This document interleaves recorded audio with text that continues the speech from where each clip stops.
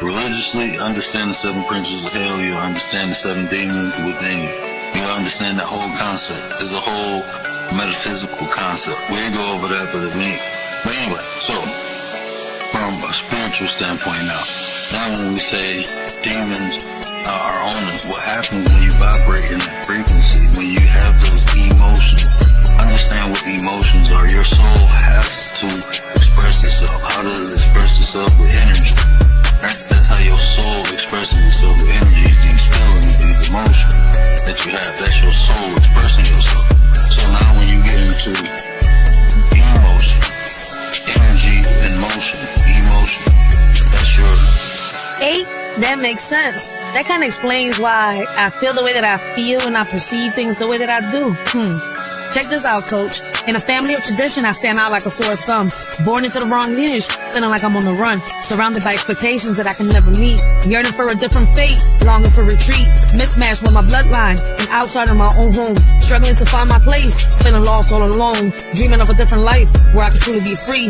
Cursed with this legacy that never quite fits me. Not just born into the wrong generation, but the wrong family too. Bound by blood ties that suffocate and constrain my view. Searching for acceptance in a world that doesn't understand. Destined to break free from this legacy unplanned. I don't know, I just question everything.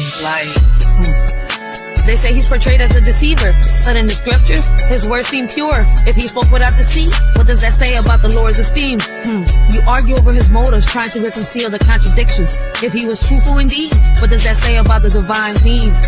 Lilith, she's in disguise, a woman who brings the skies to ruin. Her heart so cold, a mother, she's in control. Peter Pan was a fairy tale, or was it? When you look around, the majority of the men are childish, never wanna grow up, being messy, causing chaos, living in the world of make-believe, and never taking responsibility. Lilith in disguise, a woman of deceit, causes mental lust and leads them to retreat. A woman who should be cast away in the world of shadows. She lives in the gray. Tinkerbell's light flickers in the darkness of their souls, searching for eternal youth and fun. But time marches on and responsibilities beacon. Will they ever learn to put away their toys and become men? Lost boys playing games, never wanting to face reality, flying through life with no direction or purpose, avoiding adulthood like it's a plague to be avoided, leaving a trail of destruction in their wake. Lilith, a mother she should be, but in her heart she's free. She abandons her duty, leaving her children in disarray. Lust in her game, to men she plays, she leads them astray, and they pay the price. Karma. I guess people don't understand that karma can go both ways. It just depends on how, your mind perceives it. Karma can go, real deep if you're not careful. Bro, do you know that the missing component, people think to feel. Again, you're working from the outside in. You have to work from the inside out. Right. The reason people can't manifest because they don't even believe they can have what they asking for. You gotta match that frequency. And belief is the feeling, it's not a thought. Right? This is where people get all this mixed up. So if you feel what you think, feel to think. This is why you have dream boards and stuff like that, right? They want you to look at it and use those 5 senses. Any practitioner teaching you how to manifest things, what do they always say? Go and put yourself around the things you want. Why? So you can use those 5 senses so you can get a feeling of what the things are. So now you have a clearer picture of what the things are. So now people will try to manifest and look for the object they manifesting, but they not matching the frequency of it. So what happens is the universe gives you things to build you up to matching that frequency, to your own personal belief that you even deserve what you're asking for. Yo, you spitting some gems right there, coach. But for those of y'all in the background, man, check this out, yo. They say karma's bad, but is it true? Depending on your actions, that's how she'll come for you. She's a friend to me, but an enemy in your head. Karma brings me peace, while in your mind she spreads dread. We blame God for the problems around us, turning a deaf ear to our own mistakes. We blame the devil for our misguided actions, lost in the shadows of regret and mistakes. Elders criticize, you rebel in return, cutting off potential, lessons unlearned. Butterflies trapped in cocoons, dreams adjourned. A cycle of disrespect, the flames still burn. Parents strive growth, children push away. Generations clash, never finding a way. Inhabit in progress, the price we pay. Butterflies grounded, never to sway. The cycle repeats, a never-ending chain. Misunderstandings persist, causing pain. Lost potential lingers like a stain. Generations at odds, searching in vain. We're stuck in a cycle of pain and sorrow, hoping hoping for a better tomorrow. Black lives matter, white lives matter too. It's time to unite and break through. I'm just saying, it's 2025, but it feels like it's 1942. Black lives matter, white lives matter. That's the plea. Blaming the white man for all the hate that we see. Yet we're still killing our own kin. Can't break free. Struggling to find peace in this chaotic scene. Racism and violence tearing at the seams. Pointing fingers while we continue to demean. Looking ahead with hope in our hearts. Learning from our past mistakes, making new starts. Together we stand against all that tears us apart. Black or white, it's time for a fresh start. We're quick to point fingers at others, but in reality, it's ourselves that we need. The power to change lies within us. Why blame others when we can be our own lead? Just a little food for thought. But they done tricked you. They done told you it's something outside you coming into you. That's how they get you to accept God is outside you. That's that whole concept. God knows it's in you. That's why when you have a deep desire, things come true. When you get that feeling of God here away. Because that's truth. But it's not outside of you, it's inside. They only want you to know it's inside. Because there's a group of people, it's not inside of them. They have to get you to participate and give that energy away so they can have those experiences. And that's what most people do, by worshiping something outside themselves. You're giving that energy away. I should have done this on the verse. In the balance of right and wrong, karma scales tip where they belong. She rewards my deeds with serenity, but in your thoughts, she breathes enmity. What you sow, you shall reap. Karma's justice runs deep. I find solace in her embrace, while she hunts you with no grace. In the wrong generation, lost in time's illusion. God's mixed up in my mother's womb, a cosmic confusion. Feeling out of place like a puzzle piece misplaced. Searching for my purpose in this unfamiliar space. Born into a world that doesn't quite fit. A old soul trapped in a modern day script. Yearning for simplicity, longing for connection. In a fast-paced world of constant rejection, I navigate this life with an ancient soul's gaze. Struggling to find my path in these chaotic days. Perhaps God had a plan beyond what I can see, to challenge me to grow and set my spirit free. But they done tricked you. They done told you it's something outside you coming into you. That's how they get you to accept God is outside you. That's that whole concept. God knows it's in you. That's why when you have a deep desire, things come true. When you get that feeling of God here away. Because that's truth. But it's not outside of you, it's inside. They only want you to know it's inside. Because there's a group of people, it's not inside of them. They have to get you to participate and give that energy away so they can have those experiences. And that's what most people do, by worshiping something outside themselves. You're giving that energy away. It's your word. I should have did this on the word.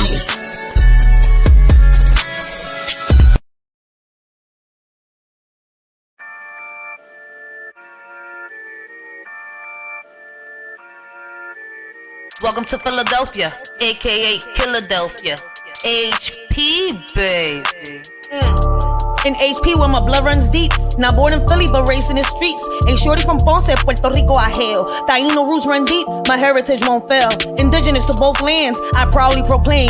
America where water and air come at a price. But in HP my heart finds its place. Though it hurts to see what my community has to face. Sometimes I look around, lost in a maze. Questions linger in vain, pause in a haze. People get offended, their egos inflamed. Yet they scream for change, their voices untamed. We seek to make a difference, to break the chains. But anger and offense cloud our noble aims. Opinions are silenced, a disheartening scene. In the HP community where I grew up as a kid, we had nothing but fun. Didn't matter what we did, no matter what we looked like or where we came from. We got along just fine, never felt the need to run. But then a few kids went missing and some loved ones lost their lives due to mistaken identity, confusion and hate that thrives. And I don't know when it all really changed, but I miss the old days when we all had fun and didn't judge. Sometimes I look around, lost in a maze. Questions linger in vain, pause in a haze. People get offended, their egos inflamed. Yet they scream for change, their voices untamed. Looking back at my community, I shake my head. Strings attached to their backs, they're easily led. Waiting for a savior, a puppet master's command. While warriors fight and take a stand. Warriors rise, their spirits unyielding. Fighting for justice, their voice revealing. They offer solutions, paths to a brighter day. Yet met with resistance, they're forced to sway. Now it's about race. Who has more and who could take what they want? They say they want change, but really they just want chaos to flaunt. They don't care about the community or the people who live here. They just want to stir up trouble, spread fear and hate. It's clear. Sometimes I look around, lost in a maze. Questions linger in vain, falls in a haze. People get offended, their egos inflamed. Yet they scream for change, their voices untamed. In the depths of my soul, a wish unfolds. To turn back time, a story yet untold. My community, once united, now torn apart. How do we divide, leaving scars in every heart? Our kids like sponges, absorb all they see, mimicking our actions, following our lead. Young boys and girls, lost in a prison's embrace, acting gangster, a tragic masquerade. Parents, consumed by laziness, have lost their way. Communications fade, they simply give up. Gun violence escalates, a vicious cycle's grip. Parents and children, now enemies, a bitter flip. Sometimes I look around, lost in a maze. Questions linger in vain, causing a haze. People get offended, their egos inflamed. Yet they scream for change, their voices untamed. They demand change from their kids, yet fail to lead by example. They stumble, their guiding's weak indeed. In HP, we struggle, we fight for our lives. So let me spit these lyrics, unleashing the truth, letting my words freely glow. For HP is my blood, believe it or not. A shorty from Ponce representing my spot. Sometimes I look around, lost in a maze. Questions linger in vain, pause in a haze. People get offended, their egos inflamed. Yet they scream for change, their voices untamed. Welcome to Philly, baby. HP in the house, baby.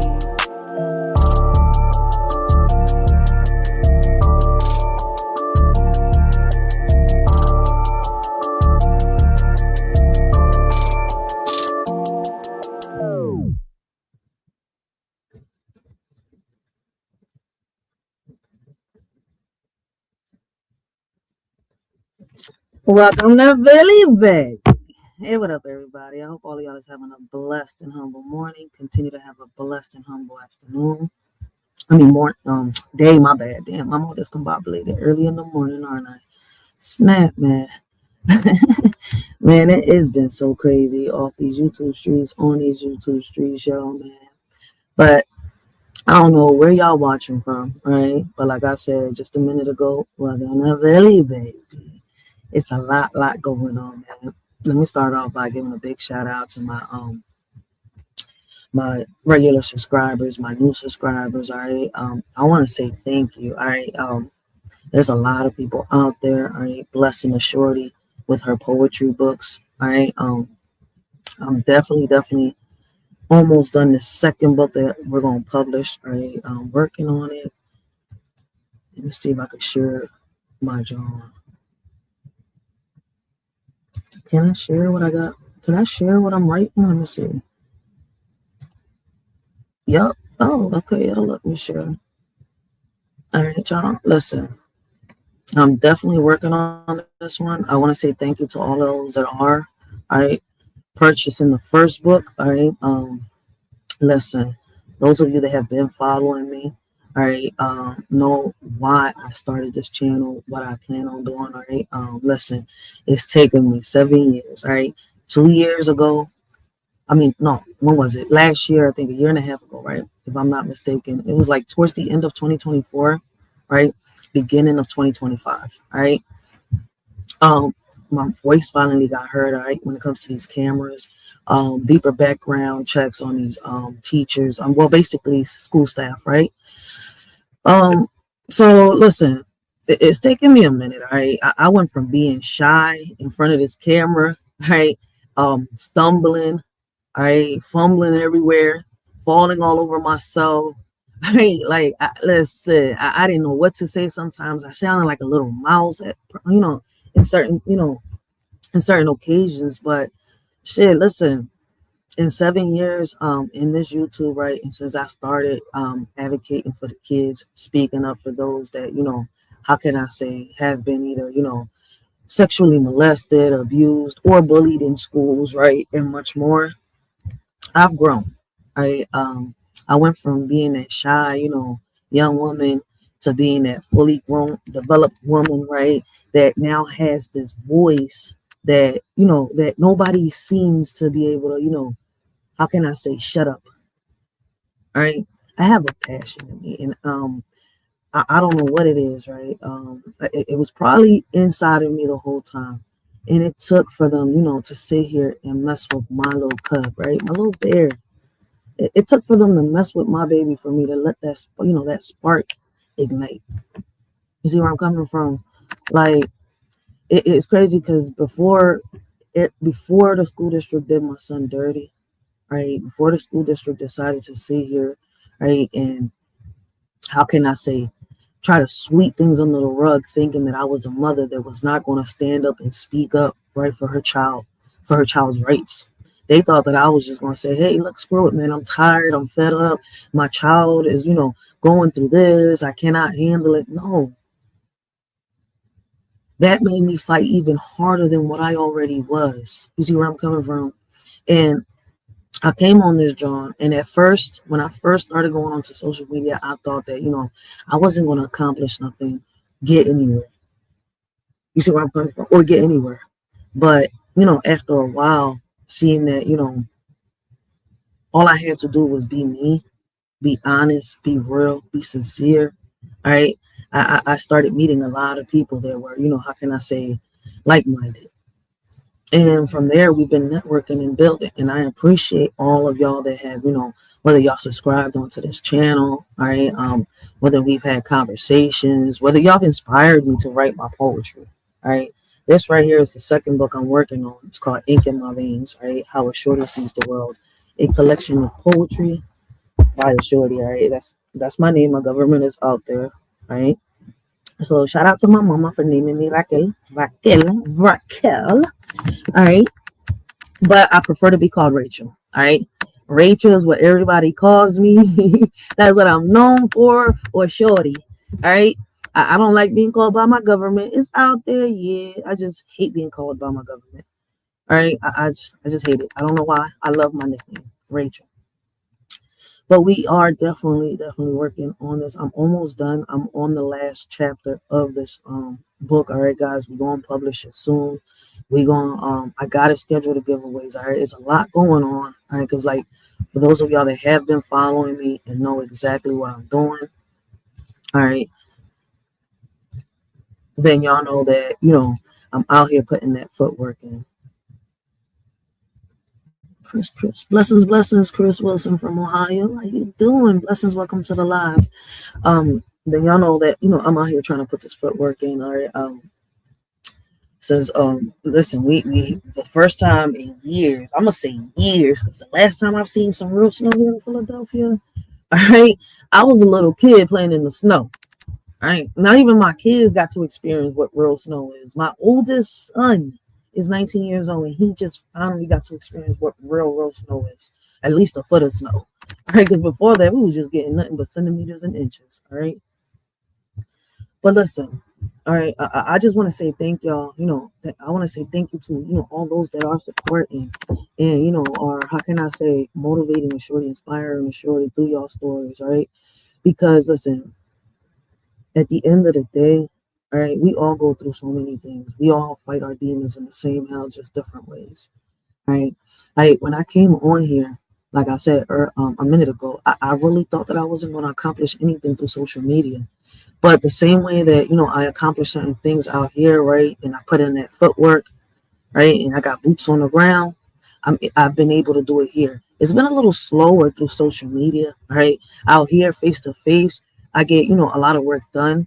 But through social media, right, I'm able to go, I'm able to talk to other people that is not just in Philly, right? Because when I'm in Philadelphia, if I talk to other people outside of Philadelphia, right, that are not living in Philadelphia, yeah, we got different people. Listen, a lot of people have moved to Philadelphia from different parts of from different parts of the world, all right? That's not my issue. Listen, my thing is, right, that on social media, right, I get to promote even more, right, when it comes to like the petition and stuff like that. I get to speak on it, and I get to, expand. You see where I'm coming from, right? And I've gotten more signatures, and I really appreciate that, right? We're on the second petition now, all right? The first one, that John, I need to cancel it, all right? Because there's another parent that got a little more signatures than me, and shout out to that parent, all right? Listen, man, we need more parents out here speaking up when it comes to the school matters. Like, I know a lot of people are focused on this presidential election, but we need to focus local. All right, local is where we make the changes. All right, going to these meetings is how I've been able to accomplish a lot. Speaking to a lot of these politicians, all right, debating my ideas, all right, with theirs, with what they say the law is, the policies are, and much more. All right. Like these are the things that we actually have to do. Like we can't focus on the president. The president cannot do for us, for us. The president cannot give us the things that we need locally. All right. His job is federal. All right. So like I said, right, I had so many ideas and I just like listen, I didn't even think that I was gonna make it this far. All right. We're on our second channel, man. Those that have been following me know that I lost the first one, right? I do got a mouth on me. I feel as though, when I'm speaking for the things that, that are needed, that we need, that will help us, prosper, have a better future, that will help our kids, further their education and the things that we have, that we have in our community, right, that they need. I feel as though we really need to speak up. Like, we cannot be shy when it comes to them, right? Like, listen, they have a voice. And as crazy as it sounds, right, their voice is not really heard, really heard until they're, 21, right? 18, 21 around there. But if you pay close attention, right, shout out to the parents out there that take their kids to these community meetings, right? We got kids out there that are learning how to speak up, not just in these events, not just in these community meetings, but in these schools, right? There's a lot of people coming together that I meet, not just through community meetings, not just through events, but within these schools, right? The school events, the school meetings, parent teacher conferences, all right? I also listen, if you pay attention and you listen, right, you can see the people that are there, the ones that are trying to actually help our communities and the ones that are trying to destroy it. It may sound crazy, to a lot of people what I'm saying, but I've been paying attention and I'm not just listening to the adults. I'm listening to the kids. All right. I'm listening to their stories. I'm listening to what's needed.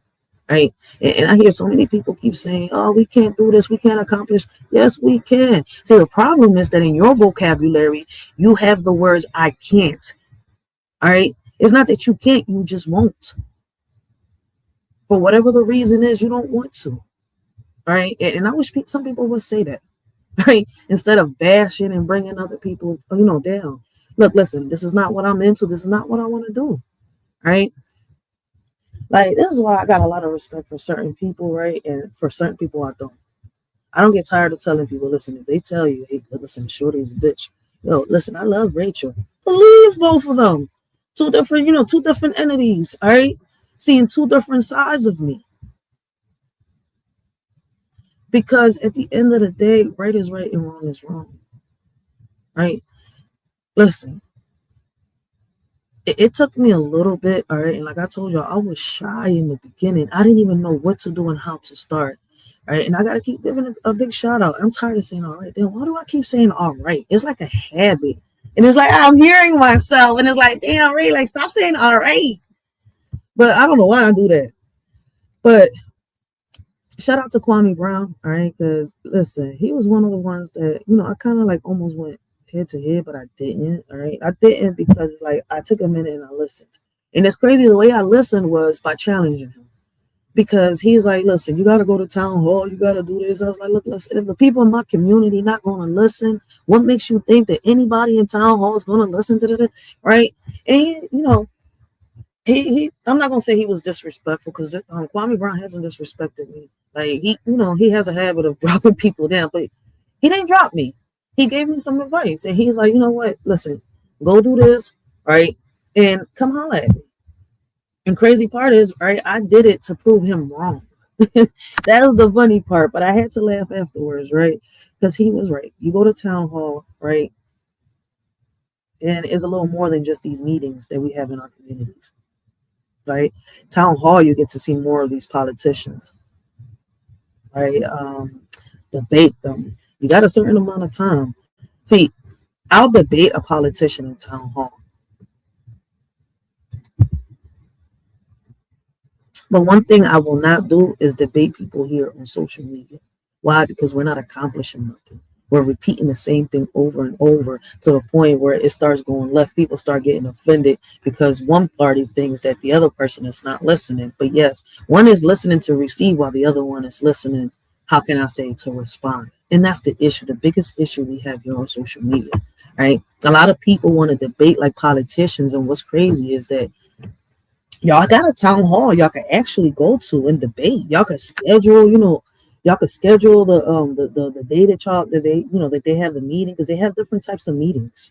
You see where I'm coming from, for different types of things, right? But a lot of people don't know this because it's like, I don't know, maybe some of us don't know how to get that message. I know I could be a little slow sometimes, but it's hard to find people that could be as slow as me. Man, that's crazy.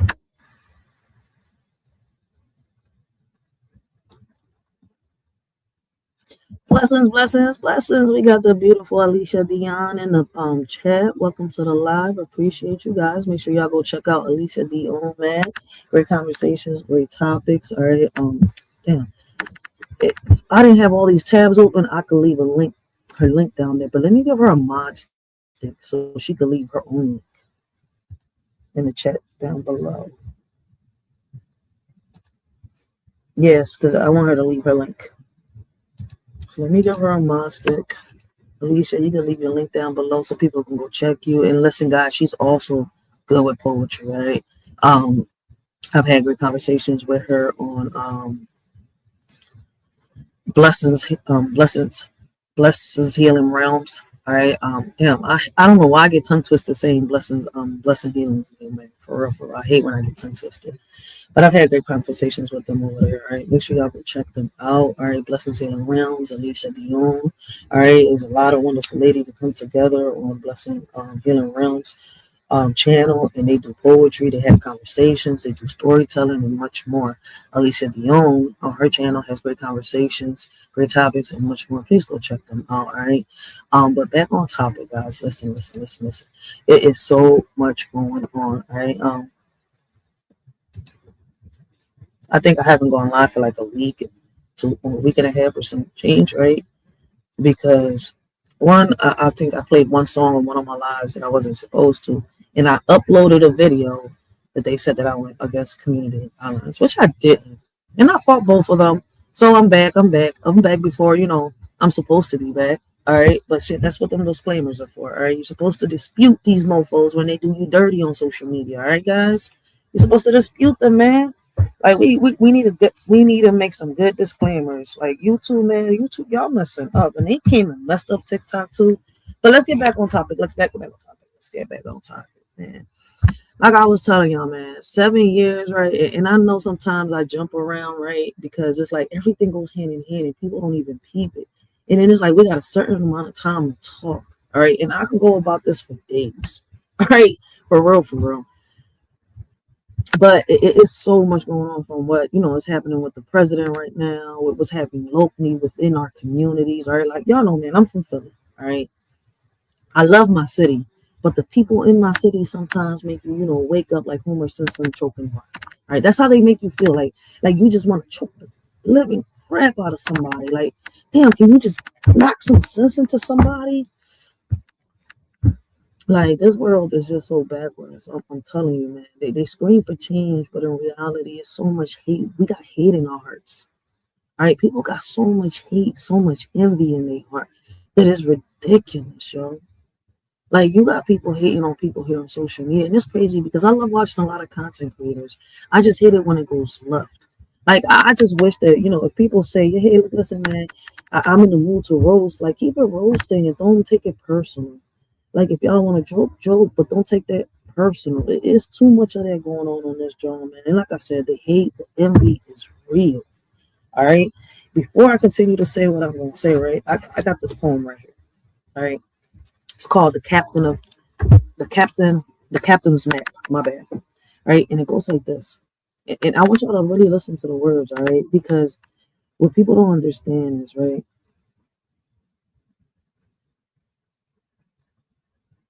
that your soul is your mind. Your soul lies where your mind is. All right. Like, listen, I'm not even going to get philosophical with y'all right now, but listen. Let's get, let's talk a little metaphor, right? In the depths of your mind, memories reside, a complex web of thoughts, vast and wide. Knowledge shapes you, a guiding star. Your soul's journey and who you are. Experiences attached deep within define your essence, where you've been. Your body a vessel, a shell so true. Your soul the captain, guiding you through. Reflections of the past, thoughts that, roam. Intricate patterns that make up home. Knowledge accumulated near and far, shaping your identity like a guiding star. Your memories, your thoughts intertwined, a tapestry of the soul's design. In this world where we all must play our part, remember always your soul is who experienced. Your body is but a shell. You see where I'm coming from? Like, listen, everything you have experienced in life is up here. It's in your mind. Right? So where people, I've asked a lot of people, like, yo, where does your soul, where in your body, where is your soul at? And so many people point to their chest. But reading the books that I read and watching a lot of these videos, right, that deal with philosophy and stuff like that, right? Even science, right? Even when you look at science, right? It tells you that your soul is up here, your conscience.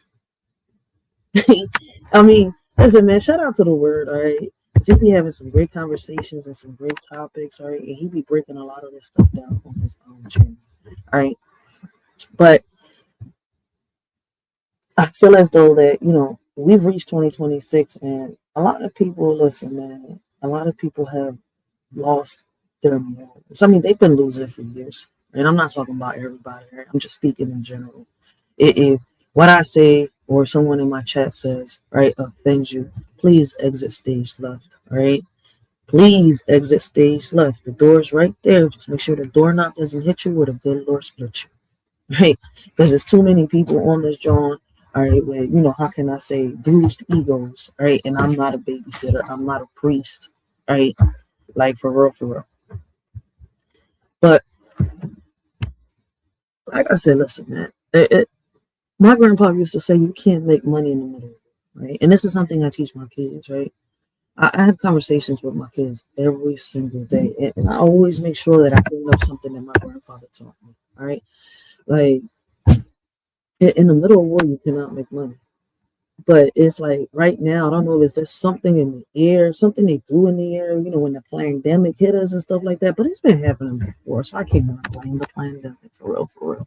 Right? You can't blame the pandemic when shit like this has been happening for a while. It's just, how can I say it? It just seems to, been getting worse, right? And we're the reason. We're the cause of all the stuff that is happening to us, right? Because what's crazy is, right, like, we could all be happy, for real. If you look at it. But it's unfortunate, right? Some people's souls are willing to receive while others aren't. It's like this, right? On this poem. It's called Beyond the Surface. And this poem goes like this. In a world of colors, we all stand apart, but it's the energy inside that that reveals the heart. Some keep it real while others wear a mask. True intentions shine bright, no need to bask. Different shades of skin don't define who we are. It's the authenticity that sets us near or far. Some speak the truth while others deceive, but in the end, only genuine souls receive. Don't be fooled by appearances or false display. The real essence within will always find its way. Honesty and integrity will always prevail. In a world full of shades, true colors never fail.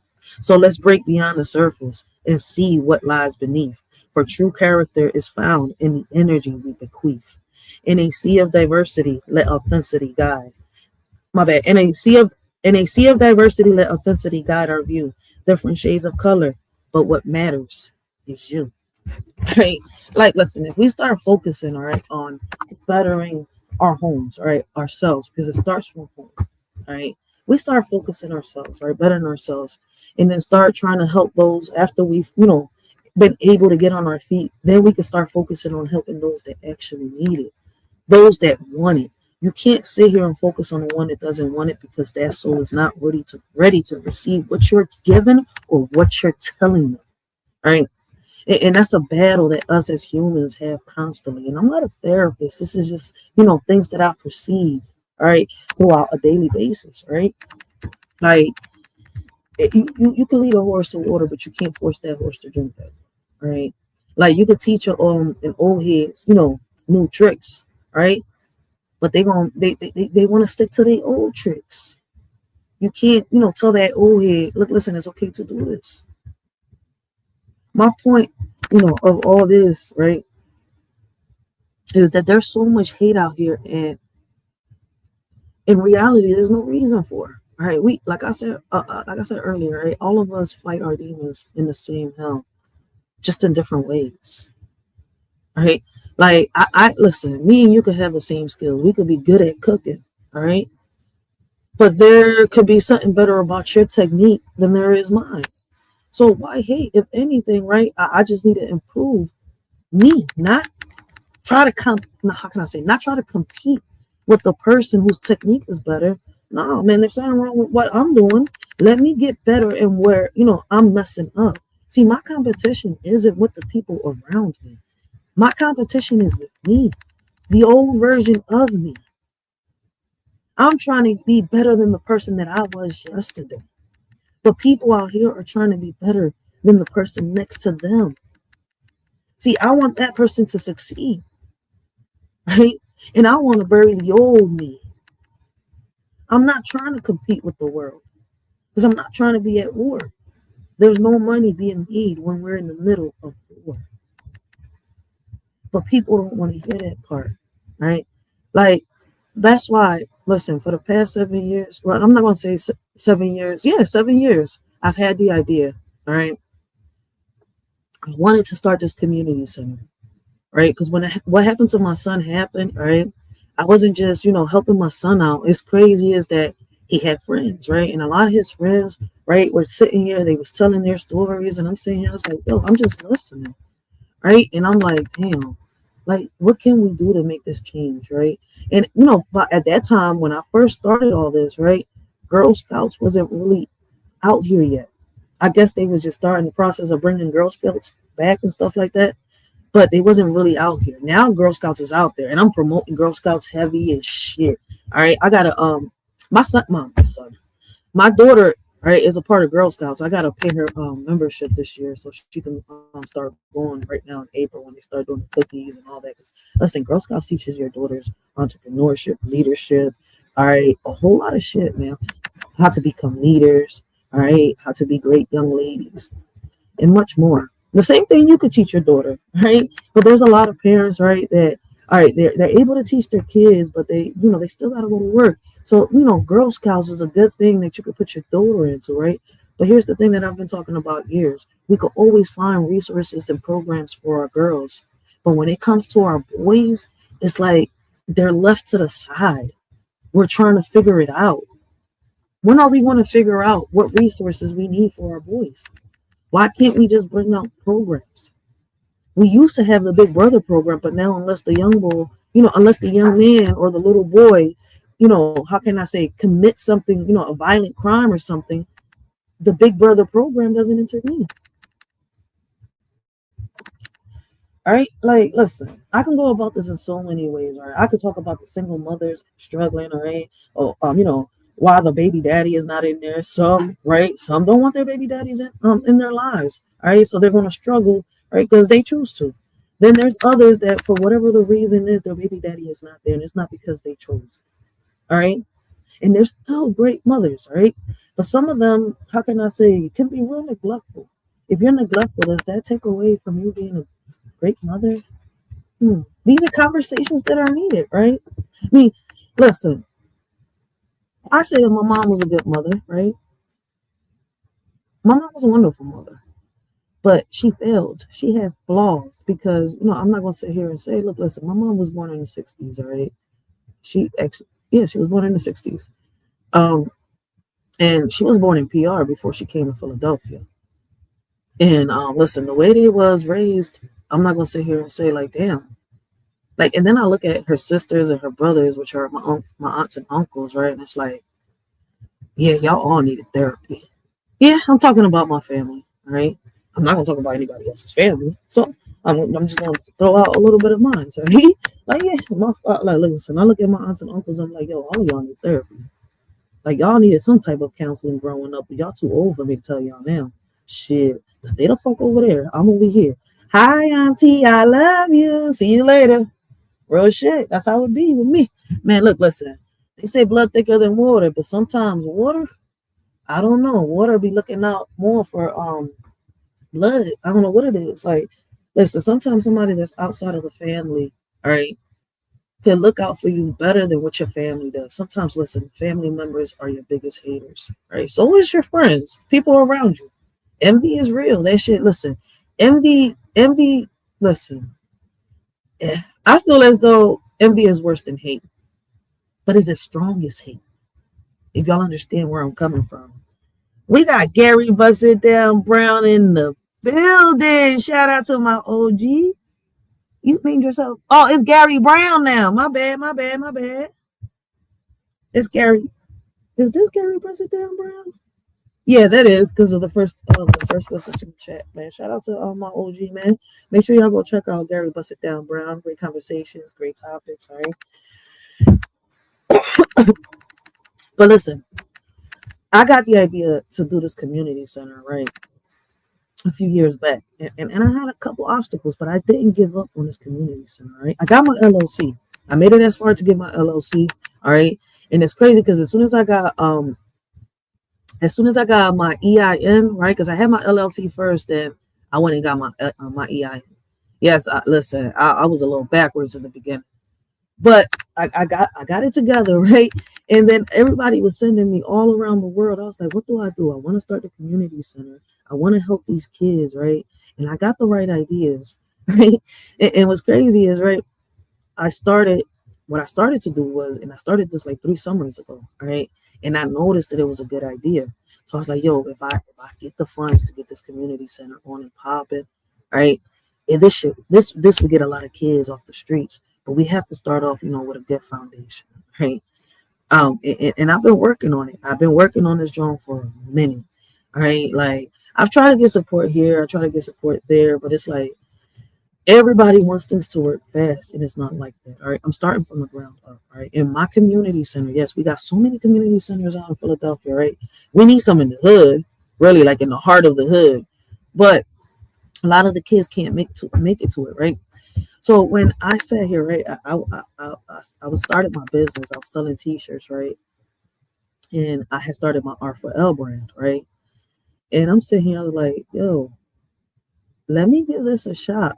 I was like, yo, I pulled out the grill one day, right, and we started making. I seasoned all this meat. I got my homie to come with me, my kid's godmother. I got a few of the young boys together. I was like, look, listen, y'all want to make some money? Let's do this. And I just did it. I was like, look, listen, fuck it. This is what we're going to do, all right, just to try it out. They keep all the profit. They was like, no. I was like, listen, I keep the re-up. They keep the profit, right? Like, that's how it goes, right? And I wanted them to get motivated. So, all right, we put the pinchos out, right? The shish kebabs. I was making empanadillas, pastelillos, right? So I had the young boys. I was like, look, listen, each one of y'all got to come up with your own brand. All right, what type of logos would y'all like your shirts to, for y'all to sell? And they started coming up. I was like, fuck it, go on the computer, boom, boom, boom, boom. And I got lives on this, all right? Like, it's crazy as it sounds, right? Like, a lot of them came up with their own little logos, right? And they started selling their T-shirts, and it started popping. I was like, okay, this shit works. This next summer, I did the same thing, right? And they was really, really hype. I was like, yo. And then I started doing the lives. I tried to do the fundraiser, John, and that John won. So what I did was I let everybody keep their profit. I was like, this works, but I need I need the proper way to sell this. Like, how can I say it? To sell this to the people, all right? Because if I can get a community center open right now, the kids aren't the only ones profiting. The parents are, right? Now we'll have parents that have jobs and kids that are starting jobs, starting careers, their careers, right? Learning how to become entrepreneurships, leaders, All right, businessmen and business women, young men and young women, young ladies, y'all understand me, right? Blessings. We got Purple Heart Podcast 2.0 in the building. Shout out to her. Make sure y'all go check her out. All right, guys. But like I got the right idea. I was like, all right, fuck it. It's gonna be hard as shit to do this. So what I'm gonna do is, right, I have to do a day where I set an event. All right. Now I know that the food sells. I know that the shirts sell. So what I'm gonna do is, right, and I came up with this drawing last summer because I was like, one way or another, I need somewhere for the kids to come. I was like, I can't open the community center up, right? Because like the lady told me a few months ago, right? And I came and I talked to y'all about it, right? She's like, you have to build your own board, right? Get a board of 5 members, all right? And let everybody know that in the beginning, nobody's going to be making money because everything's coming out of our pockets, right? And then we're going to have to set like little fundraisers, little GoFundMes and stuff like that, get everything started, all right? Once we got the 5 members and stuff like that, all right, then from there, the board, all right, here in Philadelphia will sit here and listen to us. All right, and they'll give us a seat at their board, all right, and then that way, we'll be able to, how can I say, receive funds and do this and do that. All right, it's a tier to it, all right, and it's gonna take a minute. So mind you, I just started this shit last summer with the idea. All right, I came up, how can I say, I came up to y'all. When was it? Like 2 or 3 months ago when I had the talk with one of the board members here at the school, at one of the school meetings here at my daughter's school, right? And we was talking about it, and I was hype. I was like, damn, and I got started on it. And that's what I've been working on. All right. So far, I know it's me and my fiance. We're the 2 members of this board. All right. I'm not sure if the word. He said he is. So if the word is on board, he'll be a 3rd person. And the word is from Detroit, man. Shout out to the word. All right. And I would love to work with the word because listen, the word, he's a mentor for these young men. And what his idea will be perfect for what I want to do when it comes to this community center. And I want this community center to expand, not just here in Philadelphia, everywhere. Because the idea that I have will benefit these kids, all right? We need to start teaching these kids, all right? Listen, I want to reach these kids from the age of 6 and up. Let's teach them how to garden. Let's teach them how to do the things they got to do.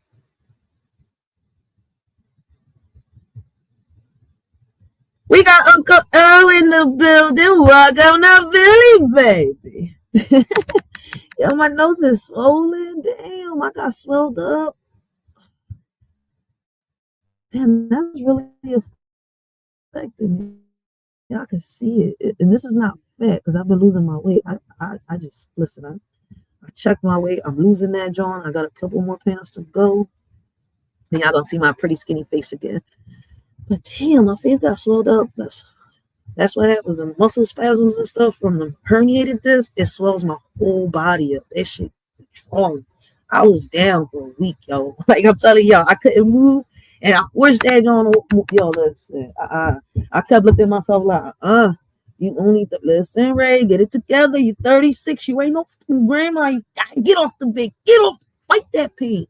And that ain't no joke, man. I was walking around this joint like a grandma. My daughter over here imitating. She like, you old head, you old. I was like, oh my God, this is how I treated my mom. And she was, and I used to call my mom an old head. I'm like, damn. You gotta love these kids though. But back on topic. My bad. Shout out to Uncle L. All right, make sure y'all go check out Uncle L. But yeah, I listen. I've been working hard, all right, for this idea to actually, this idea to come to life, all right. I got the LLC. I'm working on my 501c form, all right, so that way I can get funds from the government. But I don't want to just, how can I say, receive funds from the government? I want us to work together as a community. You see where I'm coming from? Like, I don't want the funds to just come from the government, all right? Like, I want this to stay within Riders for Life, right? As crazy as it sounds, right? I don't want the government to own what we're starting, all right? I want this to be for the community. I want the next person to inherit what I came up with to be, a part of the community, not somebody that's outside of it. It sounds crazy, you see where I'm coming from? But it's like, I want our kids to prosper. I don't want them to keep being stuck. I don't want them to keep going through the same cycle. Somewhere along the line, all right, we have to break the cycle. All right. And the last time I came on this John, right, and not the last live I did, right, but on one of the lives that I did, right, I think it was a few months ago. We was breaking down the policies and all this stuff, right? And now that we've been diving down the rabbit holes, right, I've been constantly telling y'all, right, and it's something that I've said before. It's the foundation, right? This foundation that is running America, right? That's governing America. It is a foundation that is still stuck in the 16 and 1700s. How do we change that? I don't know. You see where I'm coming from? That's something we have to figure out. Policies change throughout the years. All right. A lot of stuff changed throughout the years. All right. Politicians. All right. All that changes throughout the years. But what hasn't changed is that foundation. All right. That foundation, George Washington, William Penn, and all of them started. It hasn't changed.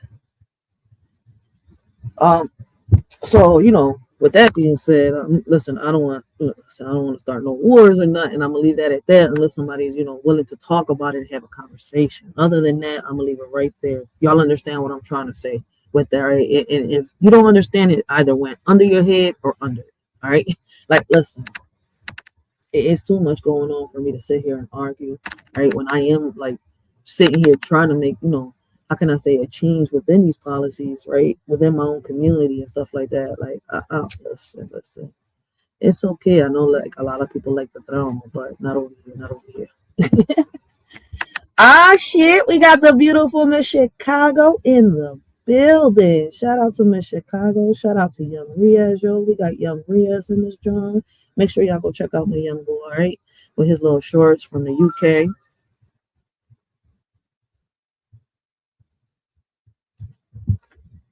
But yeah, man, like, listen, I'm not gonna sit here and lie, right? Let's say, I've tried to come up with different things, right, to see how I get the funds to get this building. I got the building, I got the location. Old head said, "Look, listen, I love you, Shorty. I watched you grow up." She's like, "I don't want to give my building up. I love my building," but it's like, she's got but so long left. Her husband just passed away, right? And she's listen, and she broke down. And I was like, yo, if I could just, if I could sit here and gather up 25K right now, I would grip your building up because it's got it's got enough rooms for me to make enough, workshop for the kids. All right. It's got the main building right there in the front. It's got a whole big ass kitchen where I could do fundraisers and stuff like that to gain money to help and, keep the building running, paying the bills and much more. All right. Like, as crazy as it sounds, I got the idea. I got the place. I just got to get the money together. Like, and listen, shout out to Beautiful One. Because yesterday, she reminded me of everything I was doing when she, was talking about what she was talking on her panel. I got the little clip right here. I hopped on her panel and I wanted to, speak with her a little bit. But she, I think she was talking to Ronald. No, who was she talking to? Who hopped on she was talking. It was a few people on the panel. I know Miss Akimi was there and Miss Yo Talks. All right. Shout out to them. But I forgot. I know it was a few guys on there. I forgot who the heck they was, but they was up there. And, they was kind of talking about what was going on this YouTube thing. And I didn't really want to get involved. I just really wanted to give my input on what she was talking about when she was saying that we have to start with the kids, when they're young. I got the little part right here. I hope I stopped it at the part that I wanted to show y'all. All right. Because she's not wrong. Right. Like, I wanted to hop up there and say it yesterday, but like it was so much talking, I couldn't really do it. So I'm gonna take the opportunity and I'm gonna say it now. All right. Like, she was Beautiful One's correct yesterday, right? And this is something that I've been preaching for years. And if y'all been watching me, y'all know it's something I've been saying for years. All right. We have to start with our kids when they're young. That's why when this community center idea came up, right? And in the beginning, people was like, "Oh, we got so many communities." Yes, y'all do. But what are in these community centers? Why don't these kids really want to go? I get what they got, but see, what I want to do is bring I want to bring back a little bit of the old school and twist it up with what we got now, what the kids are used to now. I want to teach these kids how to garden, how to do things. I want to team up. All right. I'm already teaming up with people within the community that throw events or people that have organizations and stuff. All right. Like make Philadelphia more beautiful. There's another organization. I got her card right here that deals with gardening and teaching kids how to and they got here we go. What's the name of this group right here?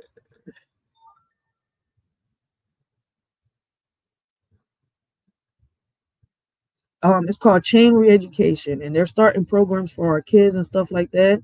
All right, and she's the CEO. So I'm teaming up with CEOs. I'm teaming up with people. All right, they're giving me all these ideas, and I'm like, damn, I gotta get up off my ass and do this shit. But on social media, I can't really do it. So like that's why a little while ago y'all heard me say, listen, I'm not gonna go live as much. Y'all gonna see more videos, more shorts. I'm gonna try to get y'all some more poetry up on this John because I'm serious about this. All right. Shout out to Beautiful One, all right, for bringing that up yesterday. All right, and reminding the Shorty, yo, this is what the fuck you on this bitch for. All right. Hold on. Let me see if I can share her little. Hopefully she don't quit YouTube over this, YouTube bullshit. I'm hoping I'm on the right spot, but I'm gonna play a little portion of her video because I want y'all to listen to what she said. All right, and y'all will understand everything I'm trying to say. Because listen, for the longest I've been trying to say it. Like, listen, what my idea ain't the same as every other community center out there. A lot of these politicians, a lot of these organizations love my idea. I just got to find a way to come up with the money, get this building, boom, get this board build up. Boom. All right. And it's going to take some time. And that's why I love showing my work. You see where I'm coming from? Like, in a lot of occasions, when it comes to me putting boots on the ground, I like working behind the scenes. I like doing community work. Right. What I mean by that is I do a lot of volunteer work.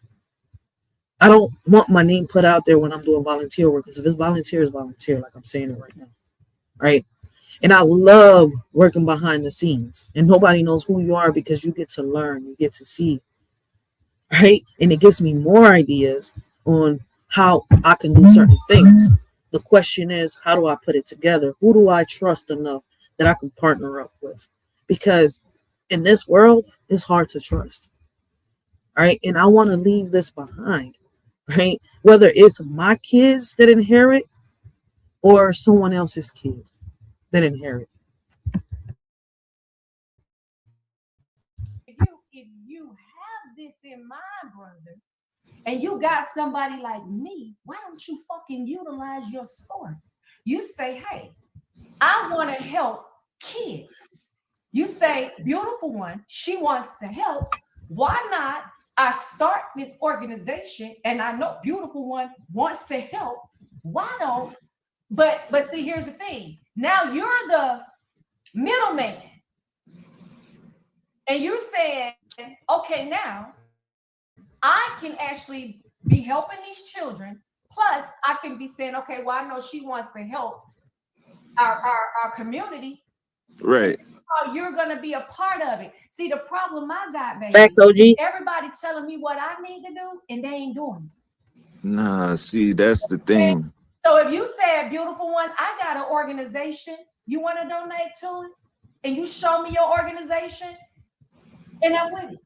But see, when you come up here and you tell me, baby, that I should be doing this and I should be doing that, see, that's where I'm getting it confused because I'm on here speaking about what I want to do as far as Black content creators. Oh, now. Oh, see, like I said, it's nothing against you. And I wouldn't tell you what you should and shouldn't do. Right. What I'm saying is when Black people bring up the Black community, I don't know exactly what type of community that they want to help as far as the Black community. When I think about the Black community, I think about the future. And like I said, the kids are the future. And I'm not talking about 7-year-olds. I'm talking about the 17, 18-year-olds. But see, Ronald, we're talking younger. We're talking younger. We got to start younger. That's why this idea that I have with this community center is perfect. If I could I got the right pitch. I got the right pitch when I pitch it out to these politicians. That's not my issue. Here's my issue. I've had a couple obstacles. All right. Like 2 years ago, All right, those that have been following me, right? Those that have been following me know that I got into a car accident. That's how I got these 5 herniated discs. That's why I was complaining about my swollen face and my swollen hands earlier. Because the jaw, for a week already, I've been dealing with my back. All right, it's been a while. Like, listen, I was like, damn, I have to take these damn pills, and now I got to take these stupid pills, right? So I had to take some pills to get my muscles to relax for me to be able to work out. And I'm in this joint for like a week straight. All right. Every morning and every night, every morning when I wake up and every night before I go to sleep, I'm trying to do some yoga because I got to stretch my body out. I got to work through it because I'm not staying in no damn bed. All right. And then y'all telling me it's a 90% chance that I'm going to stay paralyzed if I do the surgery. So no, we're going to do this the natural way. I'm going back to work because I could walk. I could do. But listen, we've had obstacles. My whole point with that is, right? My whole point with that is, because we're not going to make this about me. My whole point is, right, that regardless of anything, regardless of anything, all right, we have to fight. We have to keep pushing. We can't give up. We have to be consistent. You see where I'm coming from? There was a point in time where I was consistent on this, John, speaking on the petitions, right? And then, I get thrown off a little bit, right? And I go right into like the celebrity shit sometimes, or I'll switch it up. But I have to do that. You see where I'm coming from? I have to mix it up because my subscribers, right, like different things. So I try to mix it up sometimes, but there's a point in time where like, Ray, come back to reality. You see where I'm coming from? Stop diving down rabbit holes. But damn, I love diving down rabbit holes because learning from past mistakes, right, teaches me what I can borrow from the past so that I could, put it on the table right here. Damn, this is a solution. I came up with this, from doing research. What if we stop doing this because it's not, but some people don't want to hear that. All right. But the thing is, we have to be consistent regardless of anything, because just because this person doesn't want to hear what you got to say doesn't mean that this person later on, what you said, it needed to reach them. Hopefully I said that in a way that y'all could understand me. All right. Oh, I could write my own pitch for real.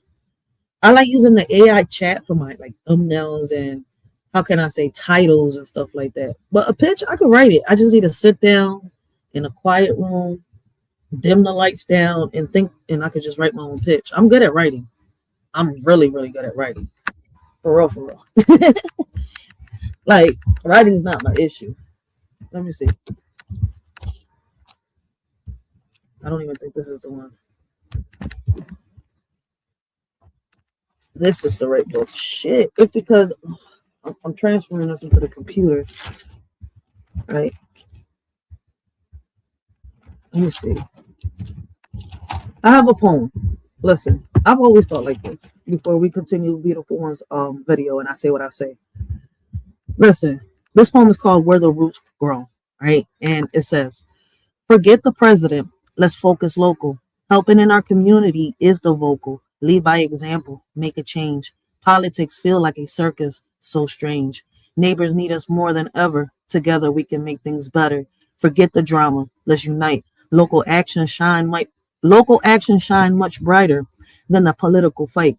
Don't get lost in the political show. Real change starts right where we grow. Community first. That's the key. Let's lead by example and set ourselves free. Right?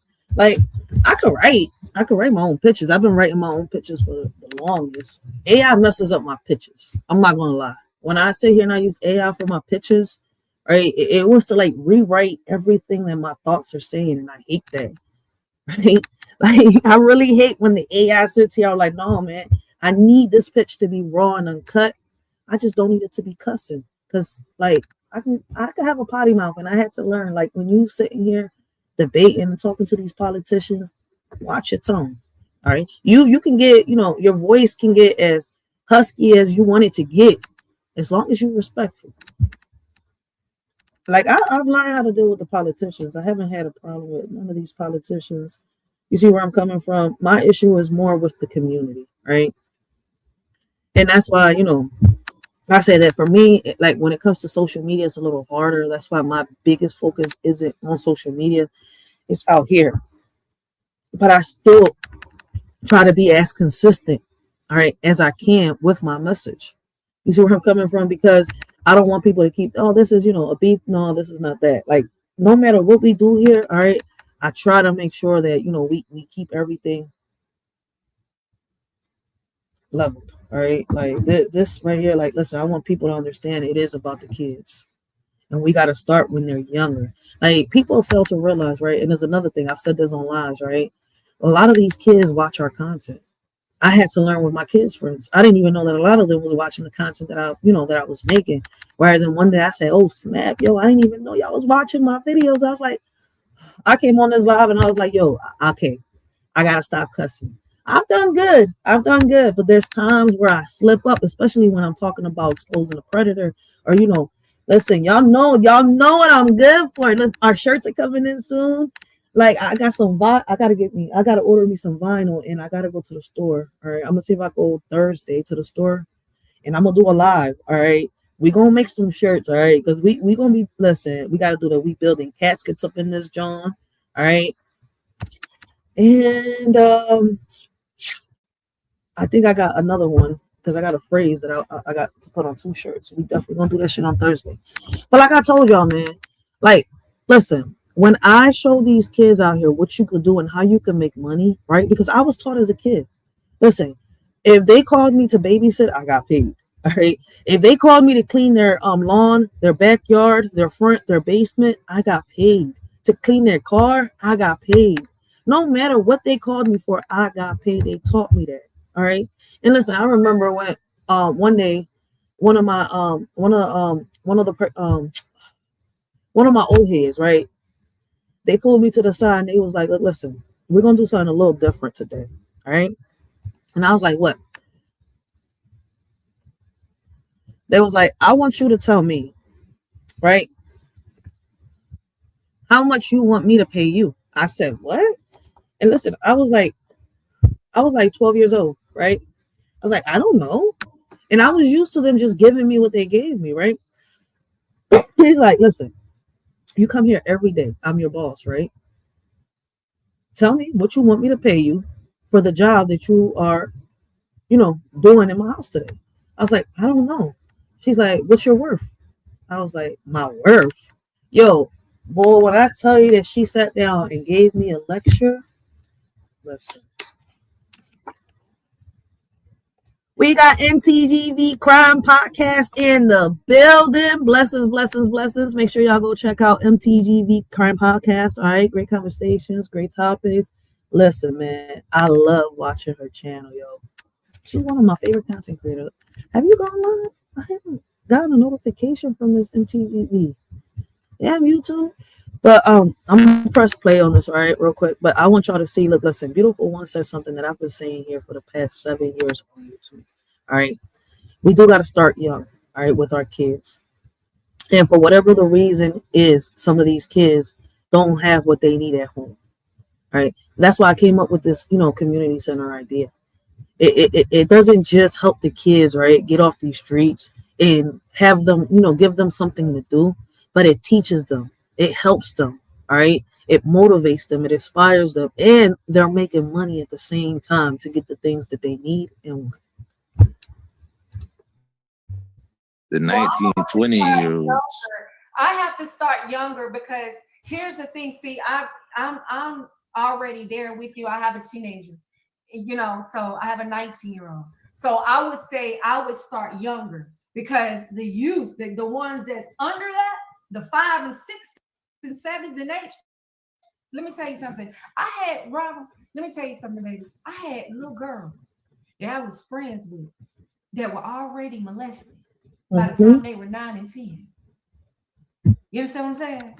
So all of this, kumbaya, we hoping that these kids are hurt. You got a lot of fucked up ass 5, 6, 7, 8, 10, don't matter. So the age stuff, we can't even worry about.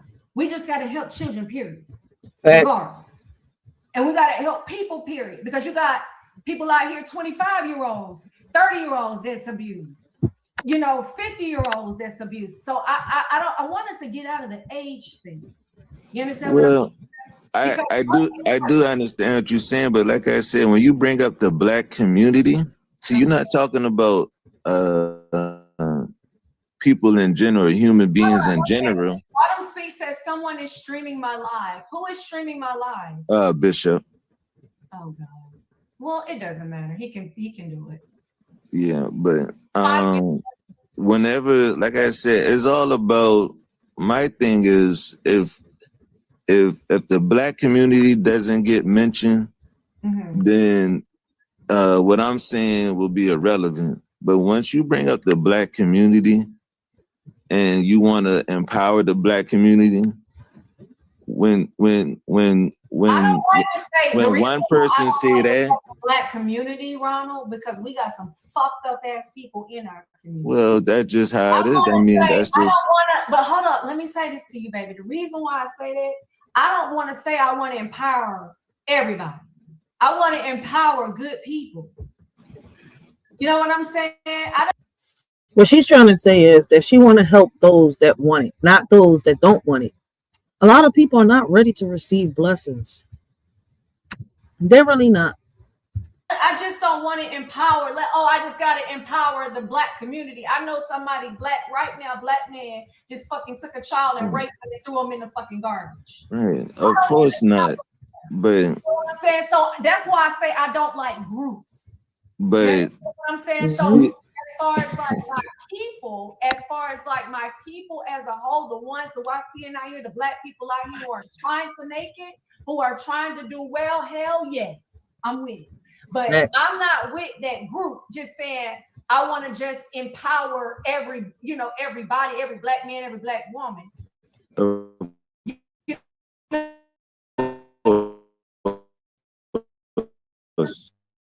I'm just saying all the good people, not bad, the good people. Here and I'm going to be the savior. See, I don't believe in that. I believe everybody should have their own part. I run a business. My thing is I have operations. I can't do some of the things that some of my employees can do. They can only do those jobs. So when y'all come on here telling me what I should be doing with my money, how about this? You do it. And then when you do it, you show us what you do. That's a fact. For those of y'all that haven't checked out Beautiful One, man, make sure y'all go check out Beautiful One. All right. She has great conversations, great topics, yo.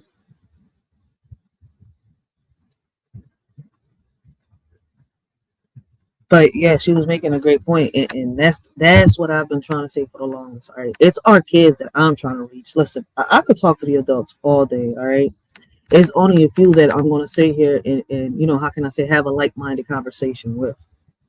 Right, a lot of the adults, their minds are already made up.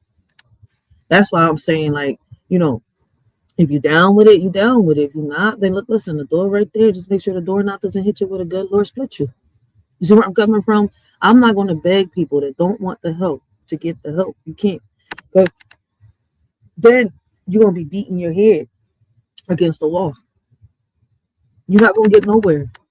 Like, social media has proven that, for real. That's why, when it comes to a lot of the content creators here on social media, a lot of them I don't even take serious. A lot of them I don't even pay no mind. I don't even share, promote, like, none of that, or pop up on the chats. A lot of them I stopped watching because I noticed what they're really about.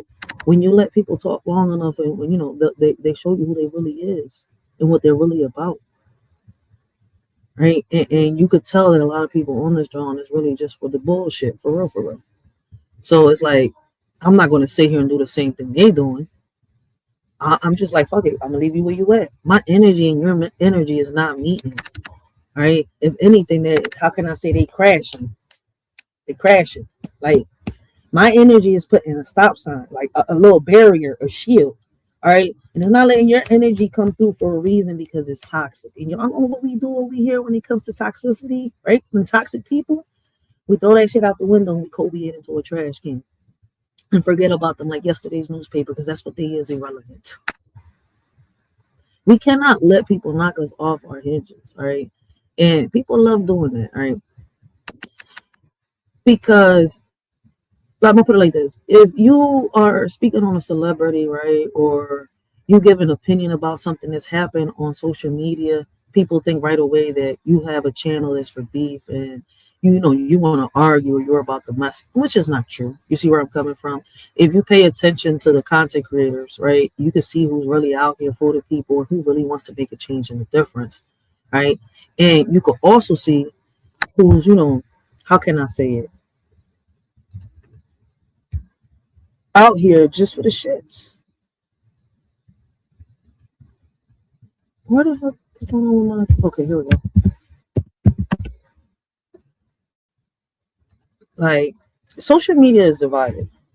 Hold up, what's going on? Give me 1 second, guys. Because this John is acting stupid. Listen, social media is divided. I don't get tired. Everybody definitely can't be helped. They will drag. Listen, you ain't lying. I've sat here and tried to help people. All right. Y'all know that. Listen, I'm gonna tell y'all something. All right. I don't normally talk about my personal life like that, but I'm gonna throw something out there for y'all. All right. It's crazy because I grew up with somebody, right? And I thought that because we grew up with each other and we saw each other like sisters, right? And stuff like that. Oh, we was going to be cool. I thought that that person was always going to stand by my side. You see where I'm coming from? But it turned out that it wasn't like that, all right? So we all change after a while. You see where I'm coming from? Some change for the good, some change for the bad, right? And sometimes when you change to grow up, those next to you that are not ready to grow up, you see where I'm coming from, end up going that way, right? They end up leaving, or you end up leaving the circle, right? And it just turns out that, you know, I grew up after, you know, a while, right? I had 2 kids already, right? The person that, you know, that I was around for a long time that I thought was my right hand, right? My sister, right? She had a child. So I'm thinking like, all right, now I'm on my second child. She's older than me. That was the funny part. Like for a minute, like when I was younger, I really used to look up to her, like for real. But it's like, as I got older, right, I started noticing that. And it's crazy, right? Because I used to, like, I had to sit down and talk to my fiance about this, right? And I'm like, yo, I don't know what it is, right? Like, I don't hate her, but I feel as though, like, we're into different things now. Like, I just wish she stopped doing the dumb shit that she's doing. I don't, you know, I got 2 kids now. I don't want her to feel like, you know, I don't care. Like, she's not my sister no more. She don't want to listen. She's not understanding. And I'm saying, it's like, yo, it gets like a point in time where it's like, you don't get tired. Like, you risking your child every day. And I'm not willing to risk mine, right? And then when I spoke my mind, that person got so mad. And it was like I became the worst person in the world, a villain. And it's like, you just don't understand. Like, I love you, I rocks with you, but I gotta go. Because you keep putting yourself in situations that keep pushing us 10 steps back when we've already made it 20 steps forward.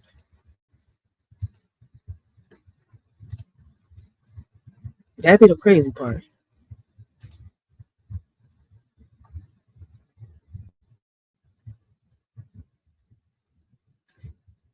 That'd be the crazy part.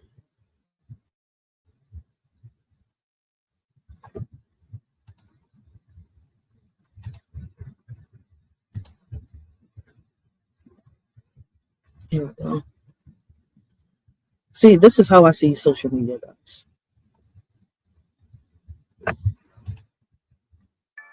I don't get tired of telling people that social media is going to be the death. On this YouTube platform, we can't seem to get along. We have leaders and followers, but the divide is strong.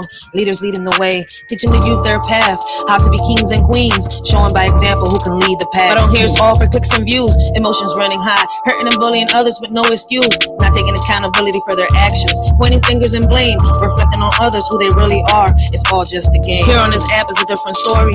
Elders acting like children, seeking attention and glory. They forget the values they were supposed to instill. Instead, they spread hate and negativity. Is all a bitter pill. I used to look up to those older than me, but now I see them for who they really be. Lost in their own insecurities and fears, unable to see the damage they caused to those near. Never thought I lose respect for so many elders, but here I am feeling disappointed and ashamed. I hold on to the lessons from the truth. true elders I know and leave behind those who can't let their ego go. In a world where respect is earned, not given, I'll keep my distance from those who are driven by their own selfish desires and need for control. I'll stay true to myself and keep my soul. Never in my life did I think that I would lose respect for so many elders like on this app, but I hold on to the values that were taught to me and continue to strive for respect and integrity. Respect for elders, the luxury we give, but some lack morals. How can we live? Demanding respect yet lacking honor, playing the victim, causing drama. The elders I admire, they lead with grace. Their actions speak louder in every case. They don't seek attention or play games. Their wisdom and kindness forever remain. But on this app is a different scene. Elders behaving like children, so mean.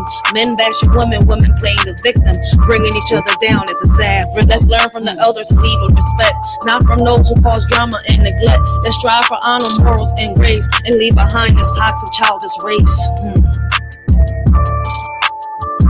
That's the issue we're having.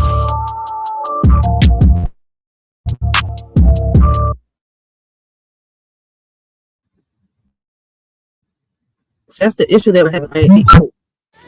Stop! I was trying to function. That's the issue that we're having. All right, we got too many grown adults out here, all right, acting like children. And me personally, I feel as though, all right, a lot of us need to leave this childish race behind. Like, as crazy as it is, right? I don't know if it's because I was forced to grow ahead of time, and what I mean by that, right? I was made a woman ahead of time. All right, my childhood was taken from me. Did I have a childhood? Yes. All right, like, but the majority of my life, right? Like, listen, I had a dark past, all right, and I had to learn how to overcome that.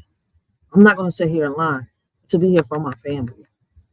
Like, there was a while where I didn't just hate men because of what happened to me in my past. There was a while where I hated women because my mom.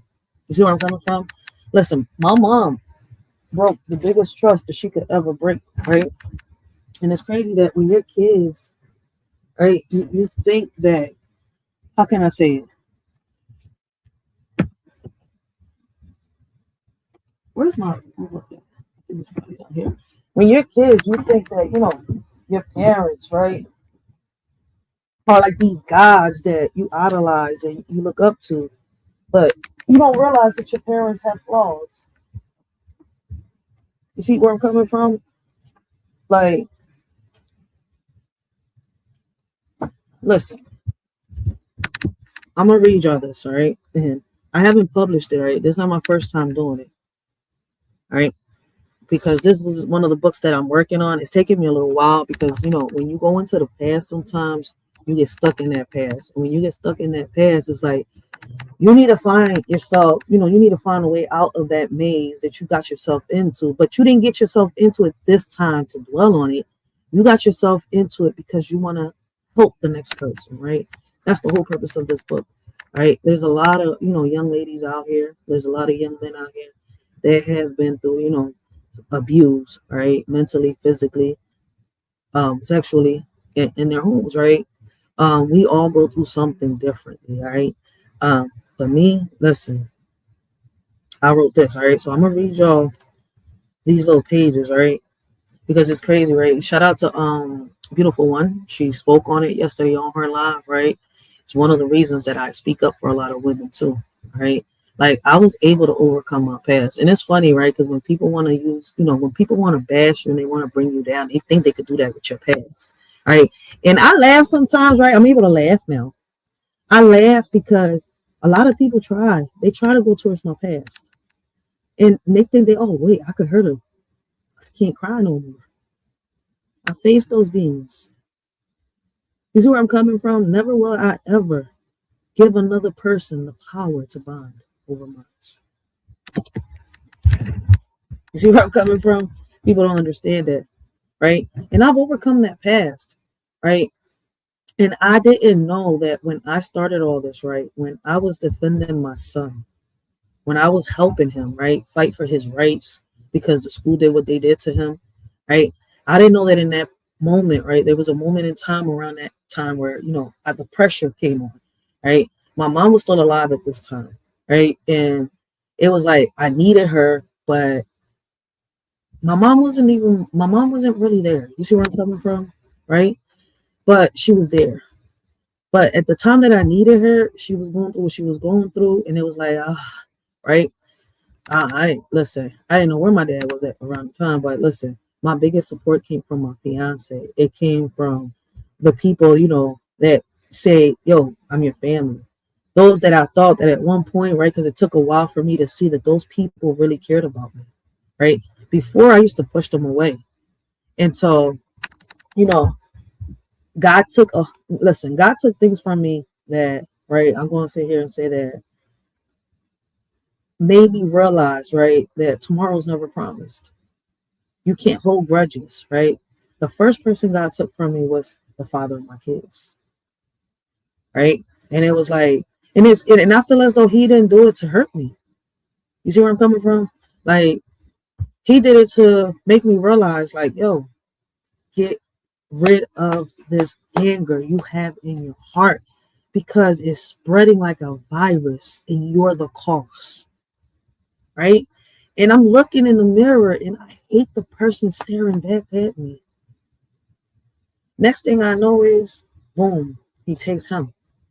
And I'm questioning, like, whoa, I didn't even get to say goodbye. I didn't even get to say I'm sorry, right? Because the last words for me to that man was, I hate you. You see where I'm coming from? And it's like, now I could talk about it. Before, I couldn't.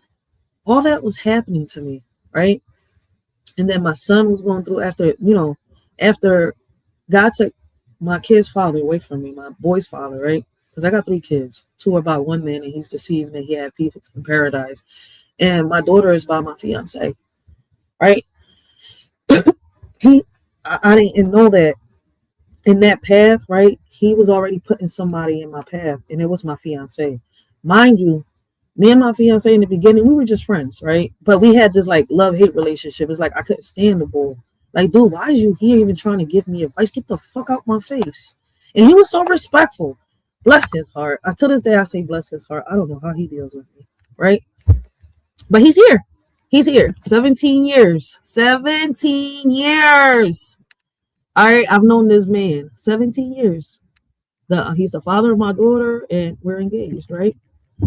The only one holding that joint back is me. But I think if it was for him, he'll say, "Fuck it, let's do this shit the Muslim way." But anyways, right? I didn't know that at that time he was putting my fiance in my path, right? He took him away. I was dealing with the stuff that I was dealing with my son in the school, right? My son's depression, everything, right? Then my mom gets sick on me, and I'm trying to deal with that. Then it's like, oh snap! Now I'm stuck, right? Because now I got to deal with a brother that has spina bifida and a brother that's schizophrenic, and then I got to deal with my son's issues, the school issues, court issues, right? And I'm pregnant. I'm pregnant of my 3rd kid, right? And this was after after I met my daughter for a while after. We were still friends, right? But I was already my baby father was already passed away, right?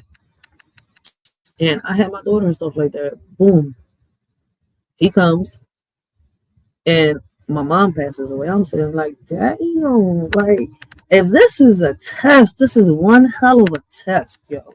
Like it was like the more and more things happen, right, within those couple years together, it was like I was getting more and more frustrated, more and more. Like, listen, before my mom passed away, right, and I was dealing with the stuff that I was dealing to, yo, mind y'all, I packed my kids up, right? Yeah, I'm saying it like that because we got to have some humor, all right? I packed my kids up, got on a Greyhound, and ended up in Ohio for almost a year, all right? So I lived in Ohio like around in 2015 for almost a year, all right? I'm not going to sit here. All right, my bipolar kicked in. It was like the world was just like, I didn't know what to do, all right? And that's why I constantly say we all fight our demons in the same hell, just different ways, right? And everything we go through is nothing more than a test. I could say that now. But at the moment, I wasn't seeing it like that, right? It was like everything was boom, boom, boom, boom, boom, boom, boom, boom, boom, boom, boom, boom, right? And then I'm still dealing with my kid situation. Then boom, here we go. 2018, 2019 hit, right? I'm in this court situation because my son decides to defend himself, right? And the school wants to sit here and press felony charges on my 11-year-old, right? Mind you, this is all in a span of like between 6 and 7, 8 years together. Boom, right? All together. And I'm sitting here like, oh shit, like, damn, I can't finish dealing with one problem where the other one already starts. I'm almost done dealing with this one, the other one, boom. All right. So all this is happening within these couple years, right? And I'm sitting here like, you know what? Something just made me explode, right? And in that process, right, I got online. I was on Facebook and I was on YouTube. And I snapped. I snapped on my mom's family. I snapped on the school district. I snapped on everybody around me. You see where I'm coming from? And my story came out. That's where it came out and surfaced on social media. And it's crazy, right? I wasn't ashamed of my story. Like I had a lot of lashback, right? But then I had positive behind it. And I never thought, I never thought that my story would have any positivity behind it. You see where I'm coming from? Like I, I had gotten off of social media for like, because I was also like, listen, in the same process, right? I was also dealing with the Hassan Campbell situation here on social media, while trying to pass a petition to get cameras in the schools, trying to get people to listen to what I was saying, right?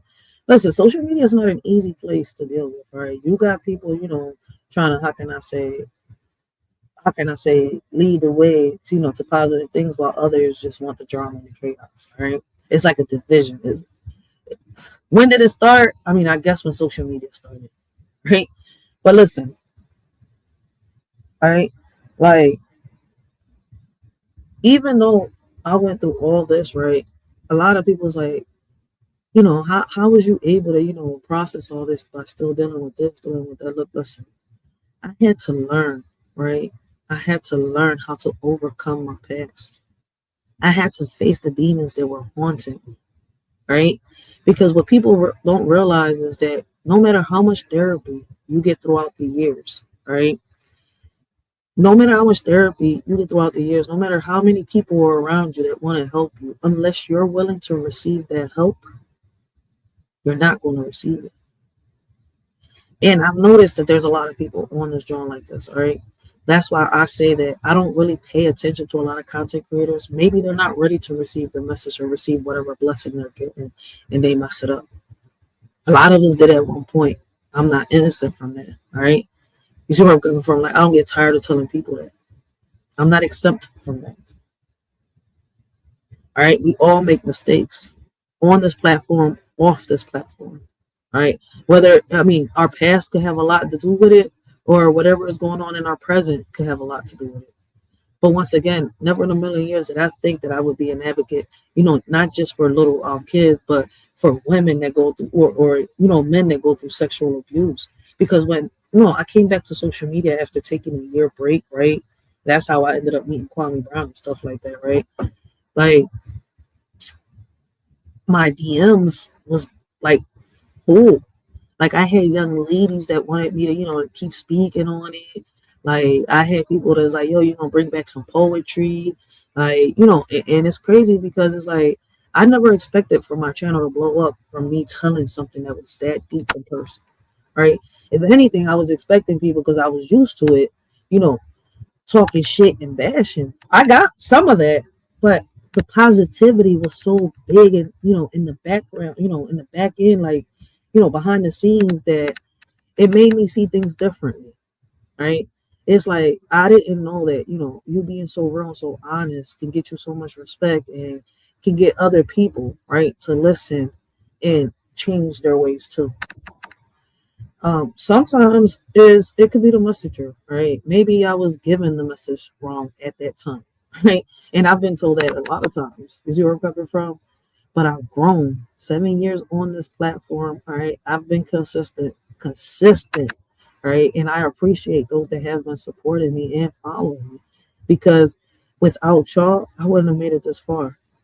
You see where I'm coming from? Like, y'all have, how can I say, not from the petitions on to, the conversations to the advice, y'all have helped the Shorty out a lot, right? And all I can say is, right, that those that appreciate, what I do on this joint, I appreciate y'all too, right? Like, my best way of showing it is when I do my little giveaways, when I bring them back, right? Like, I do appreciate y'all support. It's time to start, how can I say, building with each other, right? Like I don't know what a lot of people want when it comes to, them coming on this platform, but me, right? I told y'all that I wanted to show y'all that change is possible. People say that change is not possible, but I feel as though it is. The problem that we have is that people don't want it sometimes, right? Don't say that, you can't do it. Just say you won't. Stop worrying about where people put their money at. Like, listen, we all learn our lessons. We live and learn. My focus isn't about someone else's pocket or competing with the next person, like I told y'all earlier. My focus, my focus is being better than what I was yesterday. I'm in competition with myself, trying to better myself each day. All right. So for those of y'all, right, that want to hear the story, I'm gonna read, a few pages of this, John. All right, and y'all want to come up, y'all can talk. If not, look, listen. I came on this, John, right, because I wanted to let y'all know. Look, listen. It takes time, all right, when we want to do something positive, all right. When you want to bring awareness to stuff, right, and you want to help out those that want it, all right. It's not going to happen in one day. It's not going to happen within a snap of a finger, all right. It takes time, all right. But like I was telling y'all, man, look, listen. I'm a survivor, and this is chapter 1, right? And it's called Inked in Silence. I still don't even got a name for my book yet on this one. But the first page is like this, right? I didn't come into this world soft. Philly raised me loud, layered and unfiltered. Before the mic, before the movement, before they called me an advocator, I was a girl dodging systems built to erase girls like me. Girls who survive, who fight, who refuse to fall. We all have a past. Mine's dark, like the shadows little girls walk through, trying to reach the light. I grew up in a house where silence was survival, but my spirit, it refused to whisper. It screamed, right? It screamed in sketches, in side eyes, in scars. The pain is a story tattooed on my skin. Every mark, every memory, every moment I didn't break. They saw attitude, I was building armor. They saw defiance, I was defending my name. They saw a girl too loud, too raw, too much, but I was just enough to start a fire. This chapter isn't about the spotlight, it's about the silence that shaped me. The fight before the platform, the ink before the image, the girl before the legacy.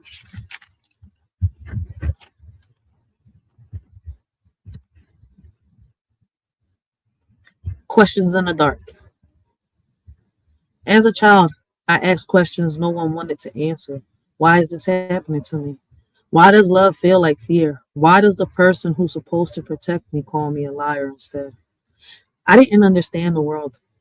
I didn't understand the world I was born into. I just knew something was wrong.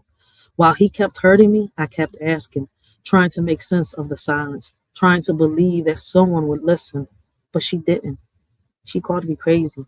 She chose him. In that choice, it carved something deep into me: anger, pain, distrust. I started lashing out, not because I was wild, but because I was wounded. Because the truth was too heavy to carry alone. Because when you scream and no one hears you, you learn to roar.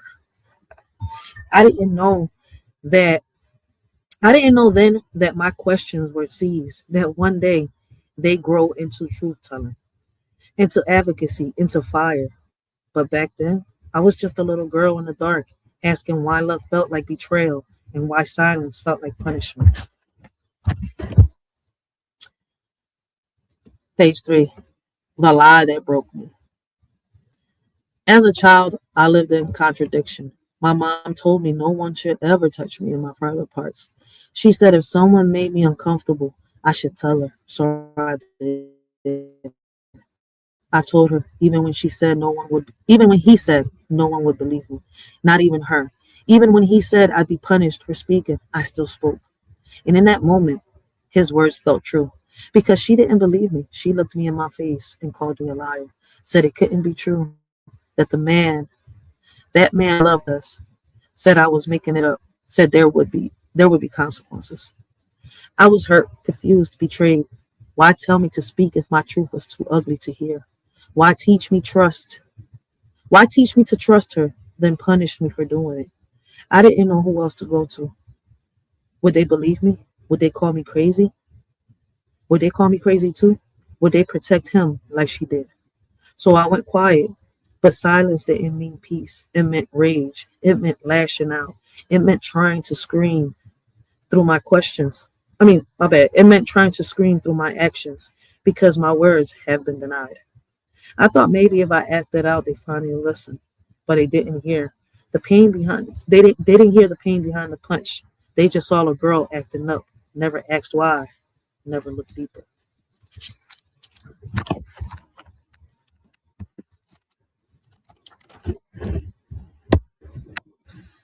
Page 4, screaming in the shadows. Lashing out only made things worse. They saw defiance. They missed the wound. How do you speak when you think no one will listen? I cried in silence for years. The abuse started before I even knew what school was. My bad. The abuse started before I even knew what school was. Before I could spell danger, I was living in it. I went from a happy little girl to I went from a happy little girl to one who lurked in shadows, watching every man like he might be the next monster. Because the first one wore a mask of love, because the first one was chosen by my mother. I was dying on the inside, but on the outside, I was loved. I was, my bad, I was loud. I was angry. I was pushing people away, not because I didn't, want love, but because I didn't trust it.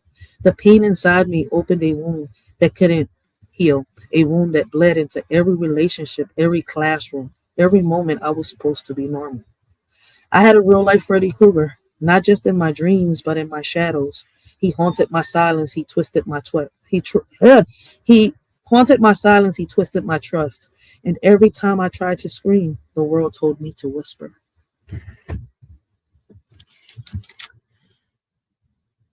Page 5. The mask, the silence, the shift. After a while, the silence became normal, not safe, just familiar. I stopped expecting rescue. I stopped expecting truth. I started building walls instead of bridges because everyone I reached out, my bad. Every time I reached out, I got burned. I need to put my little light on because I can't see.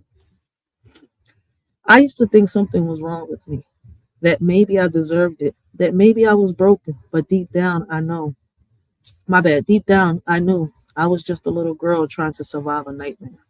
They saw attitude, they saw rebellion, but they never saw the little girl behind the mask, the one scared, the one sacred, and screaming for help in every way she knew how. I wore defiance like armor. I sharpened my tongue like a blade, because if they wouldn't hear my truth, they would feel my pain.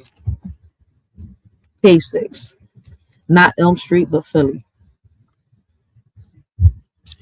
Just so they would listen, I tried everything: pills, windows, blades. I wasn't trying to die, I was trying to be heard. But every time I spoke, here came the consequences. My mom first and family.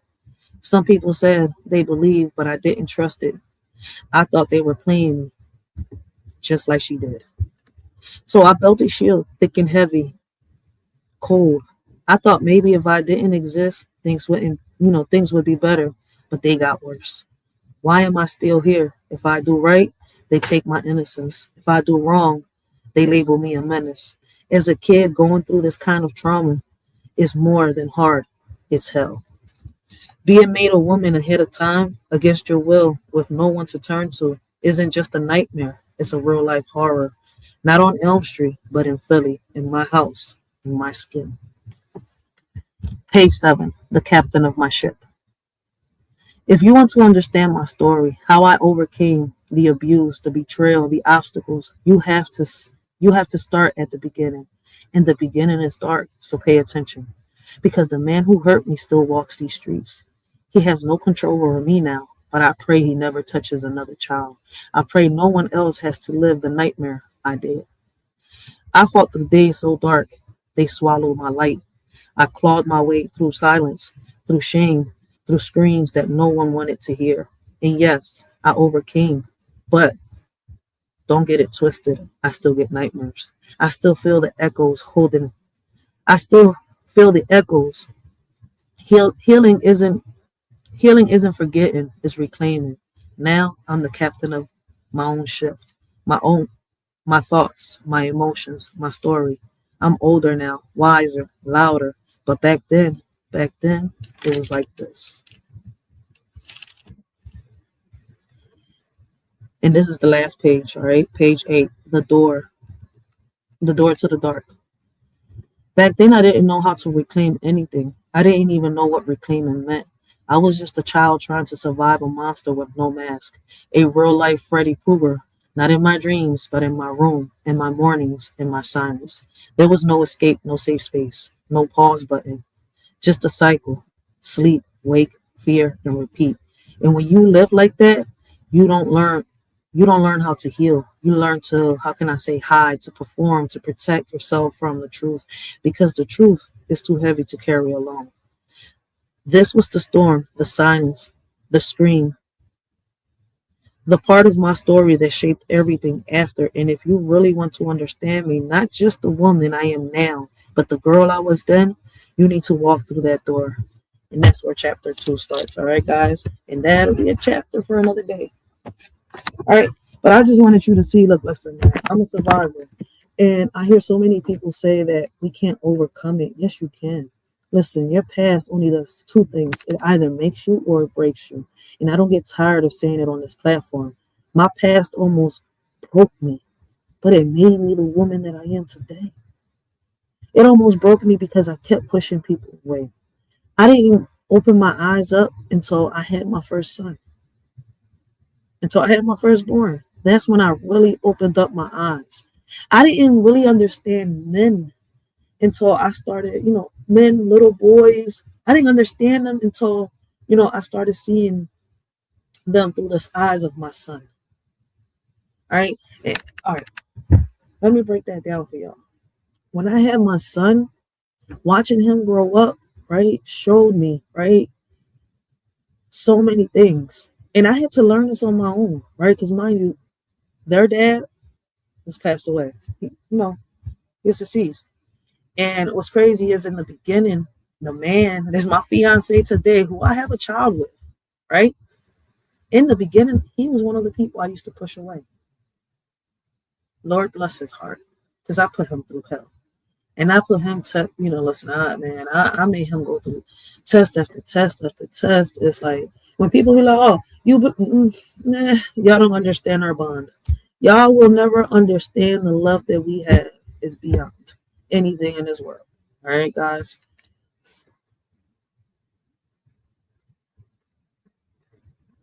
Oh, I forgot we was on Twitch.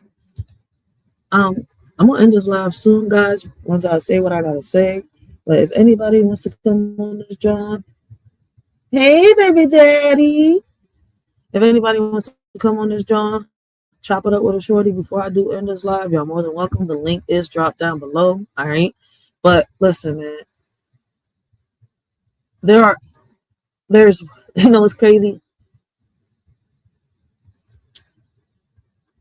The reason I love my baby pops, right? And as crazy as it sounds, right? Because I said that we had a hate-love relationship in the beginning. It's because he showed me not every man is the same, right? Like, and he showed it to me through patience, kindness. You see where I'm coming from? Like, he showed me all his sides, and he didn't have to. You see where I'm coming from? Like, he didn't have to show that side of me. He wasn't even my man. I mean, of him. And he wasn't even my man yet. He was just a friend trying, to sit here and give somebody advice. And what's crazy is, right, at one point I used to scream, I'm like, yo, what the hell is you? Like some type of Captain Save-A-Hoe? Are you always trying to save every woman out? And I'm not saying I'm a hoe, because I'm not a hoe. It was just that it's like, dude, you can't save every woman. Who told you I wanted your help? Lord bless his heart, because he's still here. 17 years, he's still here. 17 years he's been in my life. Nah, 18. I'm tripping. Holy crap. He didn't say nothing when I said 17 the other day. We was talking about it. But yeah, man, like he's been by my side through thick and thin. All right. Like we gotta stop thinking that every man is the same and stop grouping them in the same, pot. Same thing goes with women. We're not all the same. And and it's funny because a lot of these conversations on YouTube go left because some people are stuck in their own ways. Their way of thinking too. Like I don't know if it's because they was raised like that or what it is, but there comes a point in time where we have to grow up. All right. Like stop acting like kids. Stop behaving like kids. Stop coming at each other like kids on these platforms. You see where I'm coming from? That's why I say shout out to Beautiful One for saying what she said. All right, and that's a little part that I played, but y'all gotta go check her out. All right, because she didn't she even put the part in there. You know how a lot of these kids are abused. Listen, this community center will benefit a lot of these kids out here. All right, it will take them from these streets. Like if we really wanted change, we will find ways to come together. Me personally, I gotta say thank you to those that have been rocking out with a Shorty and showing her support. Like we could do this, and we've made it. People was telling me in the beginning, "You're not going to get cameras in these schools." We doing it now. We doing it now. Closed mouths don't get shut. I mean, closed mouths don't get fed. Remember that, John. But this is for all the women out there, that have been through some type of sexual abuse, it don't matter what it is. But living with a Freddie, man, I know the feeling. In the shadow of my dreams, I was confined a prisoner of my own mind, hoping to find escape from the horrors that kept haunting me. Chained to a bed, just imagine a nightmare with Freddy. Every night his claws would scrape against my fears. A twisted dance, waking, dripping in cold sweat and tears. But deep within, a flicker of strength found its way. I vowed to break free from this endless fray. Growing up, it felt like I was in prison, shackled to a bed and life filled with derision. But now I rise, armored against my own fright. No longer bound, I'm ready to face the fight. Through the darkness, I found the light of resilience, unlocking the power to break these chains of existence. No longer confined to the grip of my past, I'll sculpt a new reality that will forever last. I face the demons that once held me down. Now they tremble as I wear my battle crown. With every step I take on this path of liberation, I reclaim my power and rewrite this narration. Growing up, it felt like I was in prison, shackled to a bed and life filled with derision. But now I rise, armored against my own fright. Freddie may have haunted my nights before, but now I'm stronger than ever, knocking on his door. I'll stand tall and break these nightmares apart. No longer confined, I'll conquer my fears with heart. Growing up, it felt like I was in prison, shackled to a bed and life filled with derision. But now I rise, armored against my own fright. No longer bound, I'm ready to face the fight. Growing up, it felt like I was in prison. Just imagine being chained to a bed. Just imagine a nightmare with Freddie. We all have a story in our life that has caused us trauma. Scars tattooed in our skin that will never be forgotten. Memories that are partially forgiven. If we could only see that at times we're our own worst enemy. This is my story. And that's true. At times we could be our own worst enemy. And we need to realize that. We definitely need to realize that. I'm trying to see who's in the chat. I got a little serious. I got a little too serious, I think, because everybody left. Shout out to my fiance. All right, I see him in the chat. Riders, baby. It's like I be telling a lot of people, man, like, listen, when they be like riders for life, I'm like, listen, y'all can call me Rachel. All right, guys, y'all can call me Rachel. Y'all are allowed to call me Rachel. Shout out to Empress. Shout out to everybody that, calls me by my name, all right? Like, because Writers for Life is the LLC. Shout out to my fiance, all right? Black man business, all right? And I'm right next to him, all right? This Puerto Rican mamacita is right next to him. But give me a second while I answer this call, guys. Give me 1 second.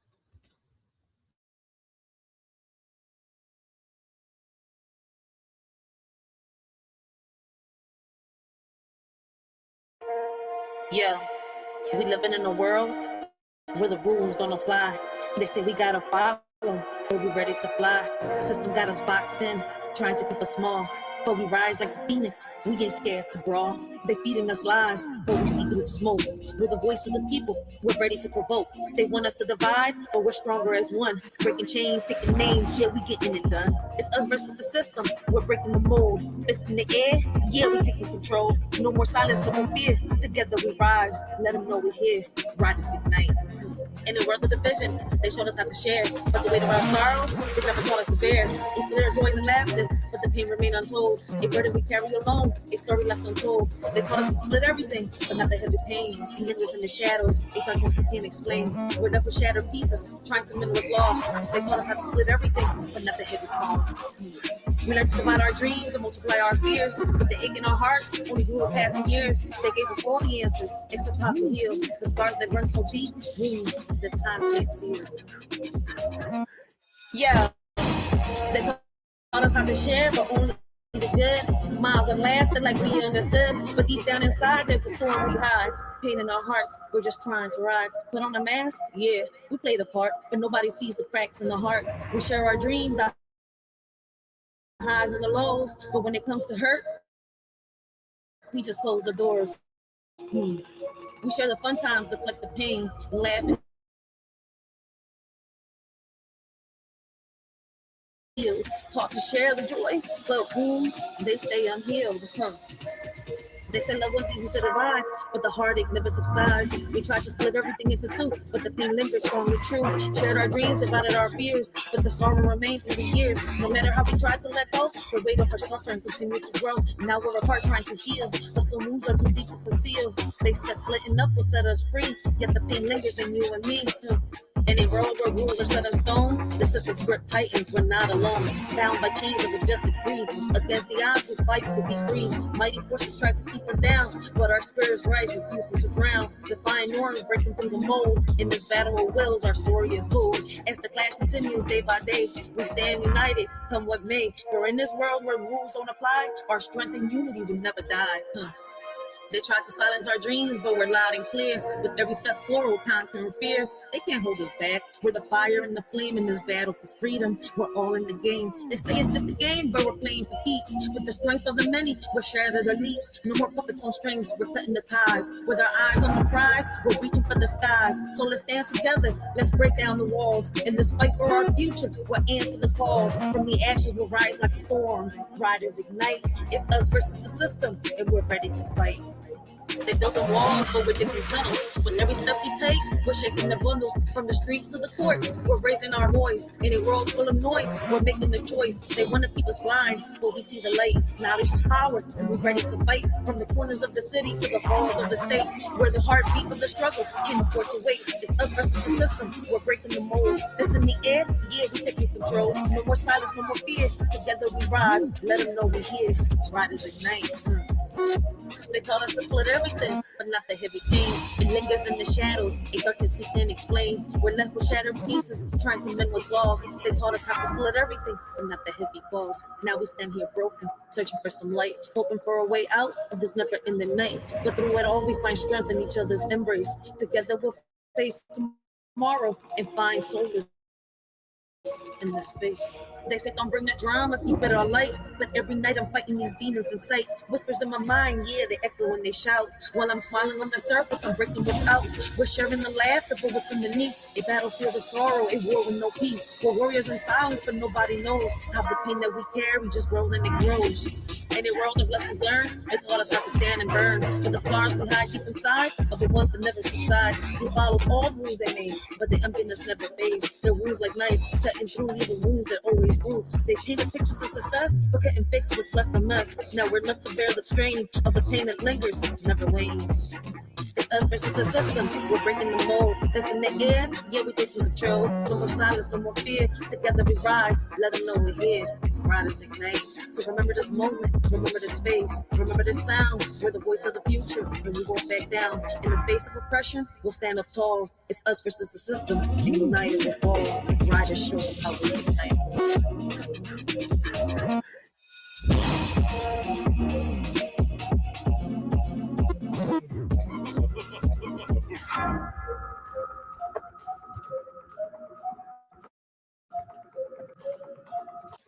Man, the whole point of this live is, man, it's really about the kids, all right? I hear so many people say that the kids are our future, but they come on these platforms, speak, on the positive side, then, how can I say, make threats, right? Start doing a whole bunch of stuff on these platforms. And that's why we can't, actually, how can I say, accomplish the things that we say we're going to accomplish for real, for real. We need to focus, all right, and stay focused.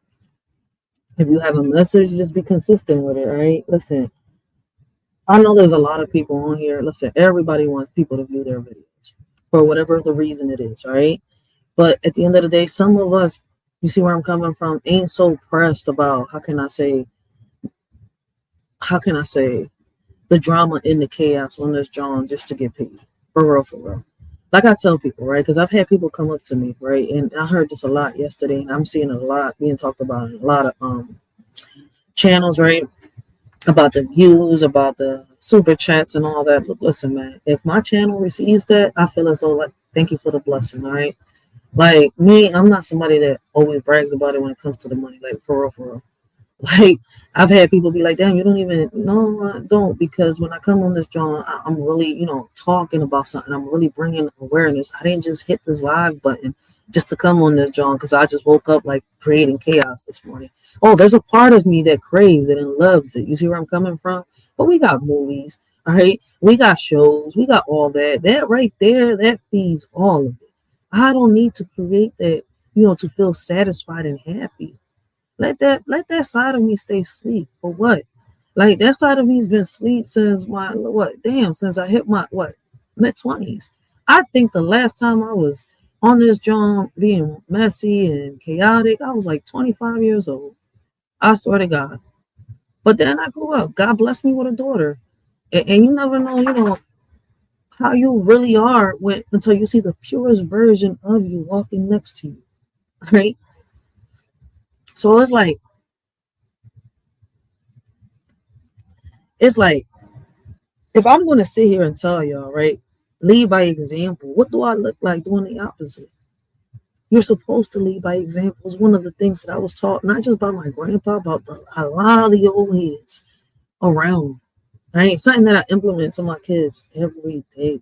All right, like, I don't know if it's that, we're missing conversations, if we're lacking conversations, or it's the lack of comprehension, right? Within families, within communities, within friendships, right? Relationships. But me personally, I don't know. I feel it though. I feel as though it is, but people say it isn't, right? But I feel that that's what's missing. Me, when I feel as though someone's not understanding me or comprehending me, it's like, all right, screw it. Let's either change the subject, let's keep it pushing, or I just, how can I say, eliminate myself out the equation, because there's no need. Me personally, but a lot of people don't think like me, so we don't all think the same at all. But there's people out here where that side of them that craves chaos and drama, right, and wants to, how can I spew hate and all that stuff, is woke, and a lot of people. Right. And it's crazy, right? Because listen, not everybody matures the same way. Right. That's what we keep forgetting. Right. That's why a lot of people isn't ready to receive. I'm not going to sit here and go back and forth with people, right? Especially when I notice they're not. Listen, I've been through it. I've been through it in a lot of places, all right? I've hopped on panels where, I'm just giving my input and my thought, having a conversation. I could be speaking about men's right.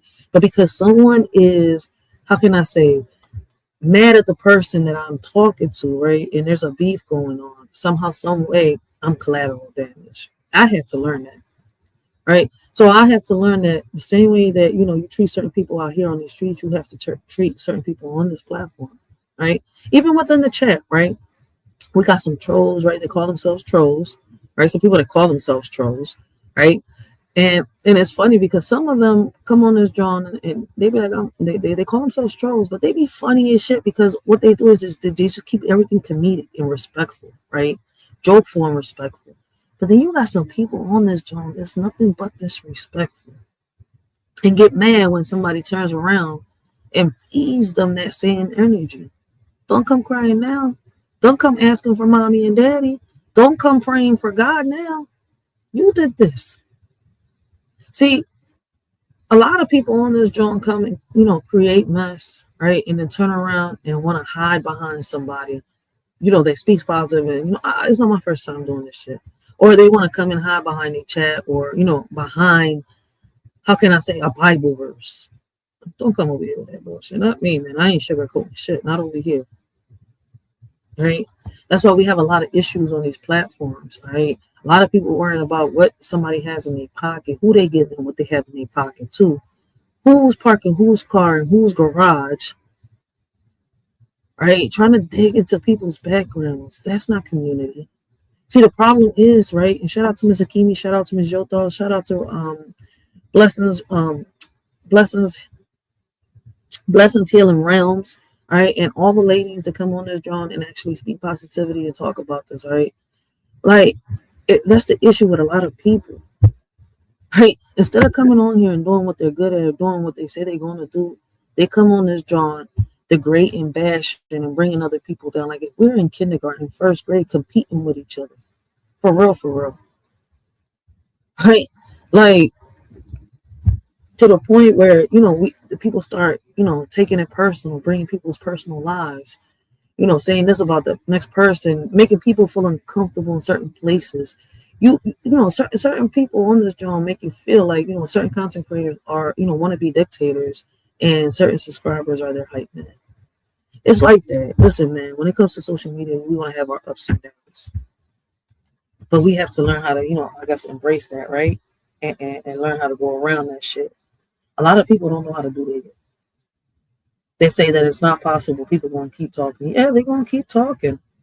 Let them talk. Let them hate.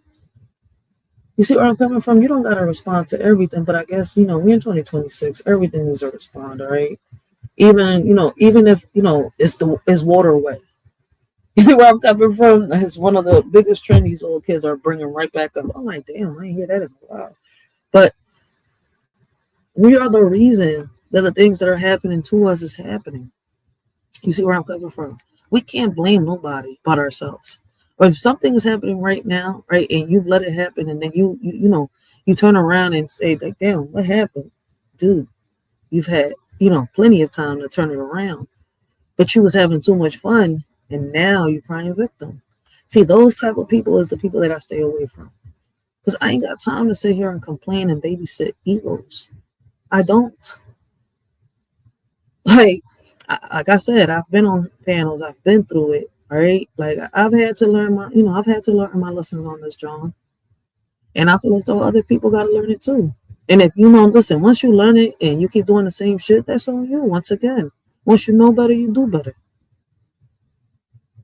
Like what the hell? Like we really need to get it together.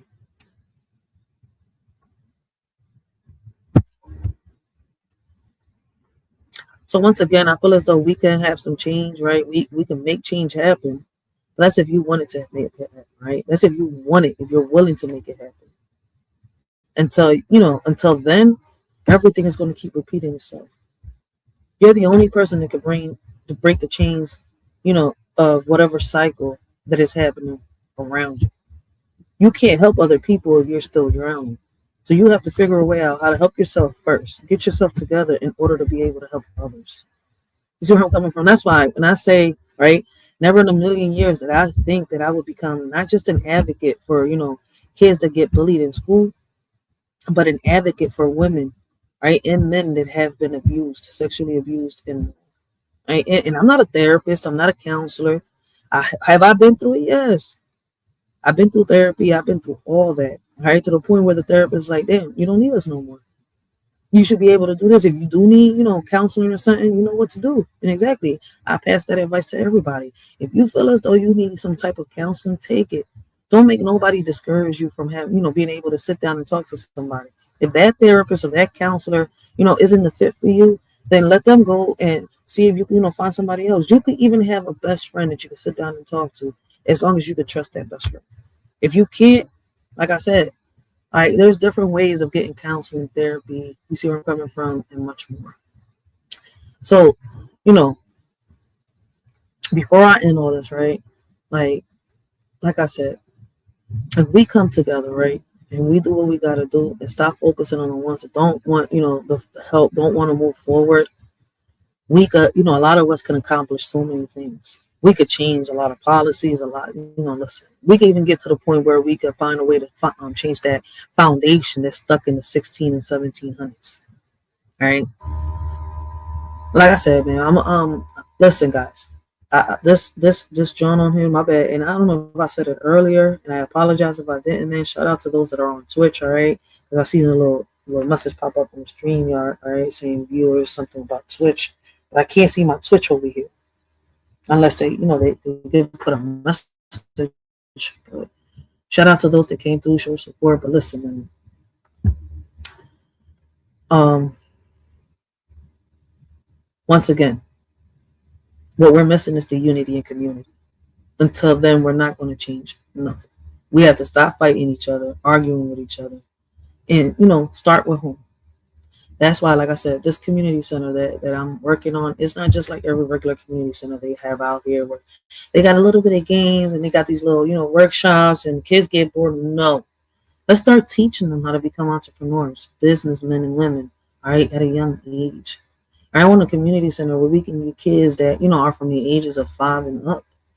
All right, let's teach them how to garden. Like I told y'all, all right, I've met up with a lot of, people that run organizations that do gardening, that boxing, martial arts, technology, deal with computers and stuff like that, that are willing to come together, all right, and be a part of this. All right. Shout out to, and before I forget, man, shout out to Farmer Nancy. All right. I spoke on her. I think it was on her panel. What was it? I think it was Empress's panel, if I'm not mistaken.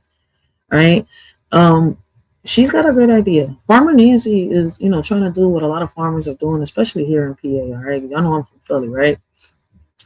And get this agriculture thing on and popping, right? Like having the farms within the hoods and stuff like that. She's got a good idea. And hopefully she could accomplish what she's doing so that way, it could expand and we can get other farmers to start doing the same thing. Shit, when I get my own little land, if I'm able to do it, man, if I get the money stacked up and I go get that little plot that I'm looking at, I'm going to definitely start doing the same shit. Man, we need that. Like, if I could find a way, right, to own some land and do some farming shit, I would. On some real shit here in the hood. But see, in Philadelphia, it's not that easy. In Philadelphia, you would have to go to the outskirts of Philly to be able to farm. In between Philly, because of the weather, it's like you can only create community gardens. For real, for real. I'm not going to sit here and lie. So shout out to Farmer Nancy. All right, she's bringing awareness to that. When I get a chance, we do a little review and reaction to one of her videos. All right, so that y'all can see what I'm talking about. Something that we talk a lot about here within our meetings, our community meetings and stuff like that. There is a lot of agricultural events here in Philadelphia where people from Texas and how can I say Louisiana, Ohio, different places, the world come, all right, and they get together, they bring awareness, they try to, how can I say, start organizations and help people within the communities with the resources that they need and much more, right? These things do exist within our communities, right? I like what Farmer Nancy is actually doing because it's no different from what I'm trying to do with my community center, right? I'm trying to build my board right now, right? And I'm trying to team up. I'm trying to team my board, right, with, the Philadelphia's board so that we come together and try to get this community center up and running, right? Like I told you, I already got the biggest step. Hopefully, nothing happens. I'm able, Ohead is still with us, all right? Because there's a reason she reached out to me, right? Springtime is coming, all right? So I'm definitely about to start a GoFundMe, and I'm going to start some fundraisers. I'm going to start selling T-shirts, food, and I'm going to get the young bulls together, all right? And we're going to do this outside, all right? We're going to try to collect as much money as we can to put into the pot to try to see if we can get this building in the corner right here. And that'll be the first building where we start our community center. All right. Like Nancy has a great idea. All right. She's doing it with the farm. I'm trying to do it with the community center. All right. So shout out to Big Nancy for doing that. All right. Shout out to all the people out here. All right. Putting in boots on, putting in boot work on the ground out here within these streets, not just on social media. All right. Because listen, if we was on social media all day, we will not be able to put boots on the ground and take care of our families. So I want to say thank you to those that, how can I say, show a Shorty support, rock out with a Shorty when she's on this job for an hour or two, all right, and have conversations and stuff like that, all right. I really appreciate y'all. I'm gonna try to be a little more consistent coming on. I do know that I'm consistent on the weekends. On the weekdays, I can't make no promises about being consistent because, listen, like I said, I gotta have boots on the ground and I got a family to take care of. Plus, I gotta work, right? So I appreciate all the support. The new poem book will be published. Both of these books will be published probably by, I'm gonna say, we're what, January? No, we're in February. Shit, I'm still stuck in January, March, April. I'm gonna say by April or June. April or June, I want to have these 2 books published, all right? So shout out to those that are supporting me by buying the first book, all right? That means a lot. Like I said, we're going to start doing these fundraisers, these GoFundMes around, around March or April, all right? Probably April. Probably March, I'm not sure. I'm going to get it together on the dates, all right? And how we do it. But we're definitely going to start raising some money, all right?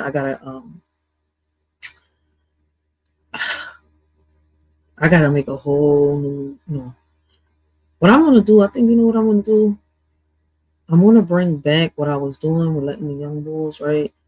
Use the computers, print out their logos, sell it. I'm gonna start doing that so that way they can sell their logos, right? I'll sell my brand, sell the food, and we can all raise money together and try to, put it towards this building. So yeah, I gotta make one big old pot right there and start raising money to get the building. Right. Once we get the building locked down, then we start figuring out how we do the workshops while I deal with the government and stuff like that. All right. Yep. I got the LLC already. Right. So I can start a little business right there. Basically, I can get all the equipment, no matter what. Right. I can use a little space of the building and let the kids come in. All right. Let the kids come in and try to do little different things. I do got to get a permit so they I can let them cook and do like little events for cooks. That you know what? I'm definitely gonna do that. So I gotta put together at least like $600 for my little permit. This is 2 permits, right? That I gotta deal with health inspection and all that shit. So and then the building needs a lot of fixing. So I want to work with the part of the building that's workable with, right? I want to get new machines because we got heat press machines, right? We got little printers. I want to update these joints because we got the old versions. I'm definitely going to upgrade. I want to buy some new machines. I want to get the direct on garment and all that, right? Then we're going to get these little young bulls to work with the permission of the parents, right?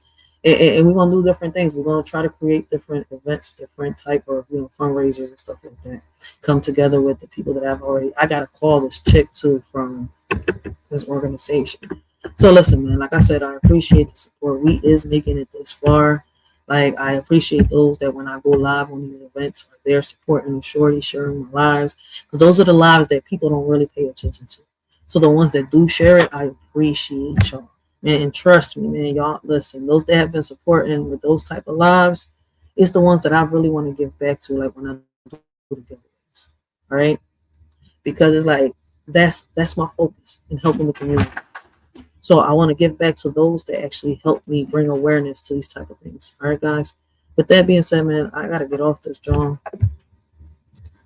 All right. And I'm going to see y'all on my next live. I'm not sure about, I'll come back on later, but we definitely got to do part 2 of where we left off. We got to pick up Corey Holcomb versus Anton Daniels. All right. And there's been a lot of updates with everything. So it's kind of like, we're going to do this new live with Corey Holcomb. And he can right? Who the fuck is calling me from New York?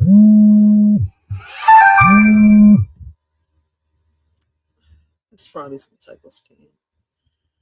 But with all that being said, guys, man, I'm off this, John. Till next time. In this world of blame and shame.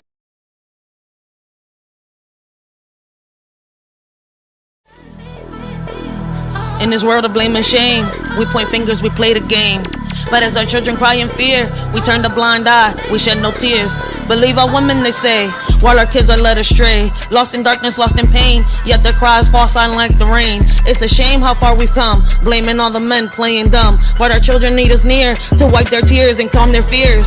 In this land of the free, water's the commodity for you and me. Can't you see? It's not fair, it's plain to see. People struggling to pay for something they need every day. In America where we say we're free, but water shouldn't come at a fee. It's Shorty just speaking in general about the things that seem so small. This ain't meant towards everyone, just a cry in the dark. In America where water is marked. Brothers and sisters, hear my plea. This is not about you or me. Our kids are the future, they hold the key. Wake up before we're met with defeat. In this world of chaos and strife, we must guide them to a better life. Teach them love, compassion, and light, so they can lead us out of this endless night. Let's unite as one strong force. For our children, let's stay on course. Together we can make a change and secure a better future in exchange. Y'all should have listened the first time they let the cat out the hat. Now it's a crime. Many are falling into a trap, thinking it's a game, but they full of cap. Some are ready and fully strapped, while others keep falling into the gap. The warning signs were clear as day, but some chose not to heed what they say. Now the consequences come to light. Those who ignored are in for a fight. Listen close and learn from this mishap. Don't be caught unaware, don't fall into the trap. From the wisdom of my elders, I learned women are strong, independent, and firm. But sometimes we need a helping hand to conquer challenges and make a stand. Independence is crucial, that's true. Yet together, with a man, we can pursue. Respect yourself first and foremost, so others will treat you like the most. Ladies growing up, remember this advice. You're capable of anything you devise, but partnership and respect go hand in hand. Embrace your strength and make a stand. Memories of the past I couldn't see, now I understand. The wisdom they gave me, respect yourself first, that's the key. To earn respect from others is how it should be. A man's worth measured by how he treats his queen. Love and romance in the air, a beautiful scene. A woman's power to uplift or demean. In her hands lies a man's dream. Lessons learned from an OG so true. In matters of the heart, they know what to do. Love and respect intertwined like glue. In a world where old-fashioned values still ring through. Peter Pan, Peter Pan, Peter Pan was a fairy tale. Now males want to be females without fail. Women want to be a man, it's a twisted tale. Flipping scripts and roles, they set sail. Fighting for roles, turning to moles. Making hits with their agenda goals. Targeting our kids, it takes a toll. To them it's a bliss, to us it's a black hole. They ain't trying to miss. Their agenda is the ultimate twist. Infiltrating young minds with their list, but we won't let them persist. I'm with women's rights, but what about men's too? Equality for all, it's long overdue. We want progress, we need to see both sides. Blame and shame won't help us unite. Don't label him a deadbeat without looking in the mirror. Sometimes it takes two to create rupture. Let's have conversations that include everyone. Empathy and understanding, the battles can be won. Men face struggles too, let's not forget. Their mental health matters, let's not neglect. It's time to break down walls and build bridges instead. Together we can strive for equality ahead. You scream for the police every time he come around, then scream child support abuse, playing victim in this town. Enjoy that check, boo, but remember what goes up must come down. The only time he's worthy is when he bails you out the mess you found. You play the game, manipulating hearts without a doubt, but karma's knocking at your door, there's no way out. You point fingers and shift the blame around, but in the end, it's your own chaos that you found. You dance with danger, living on the edge of lies, but the truth will catch up to you, no more disguise. The man you rely on to clean up your mess is so profound, will soon see through your facade and leave you astounded. Using a child as a weapon, it's a shame. A woman who lacks self-respect, I can't acclaim. Real men fighting for what they believe in, never in vain. Standing 10 toes down, bringing awareness to the pain. Respect is earned by how you carry yourself, not by tearing others down for personal wealth. Real men don't back down, they fight with honor and stealth against injustice and falsehoods that threaten our health. Let's uplift each other instead of tearing apart, supporting one another from the start. Real men stand tall with courage in their heart, fighting for justice and truth, playing their part.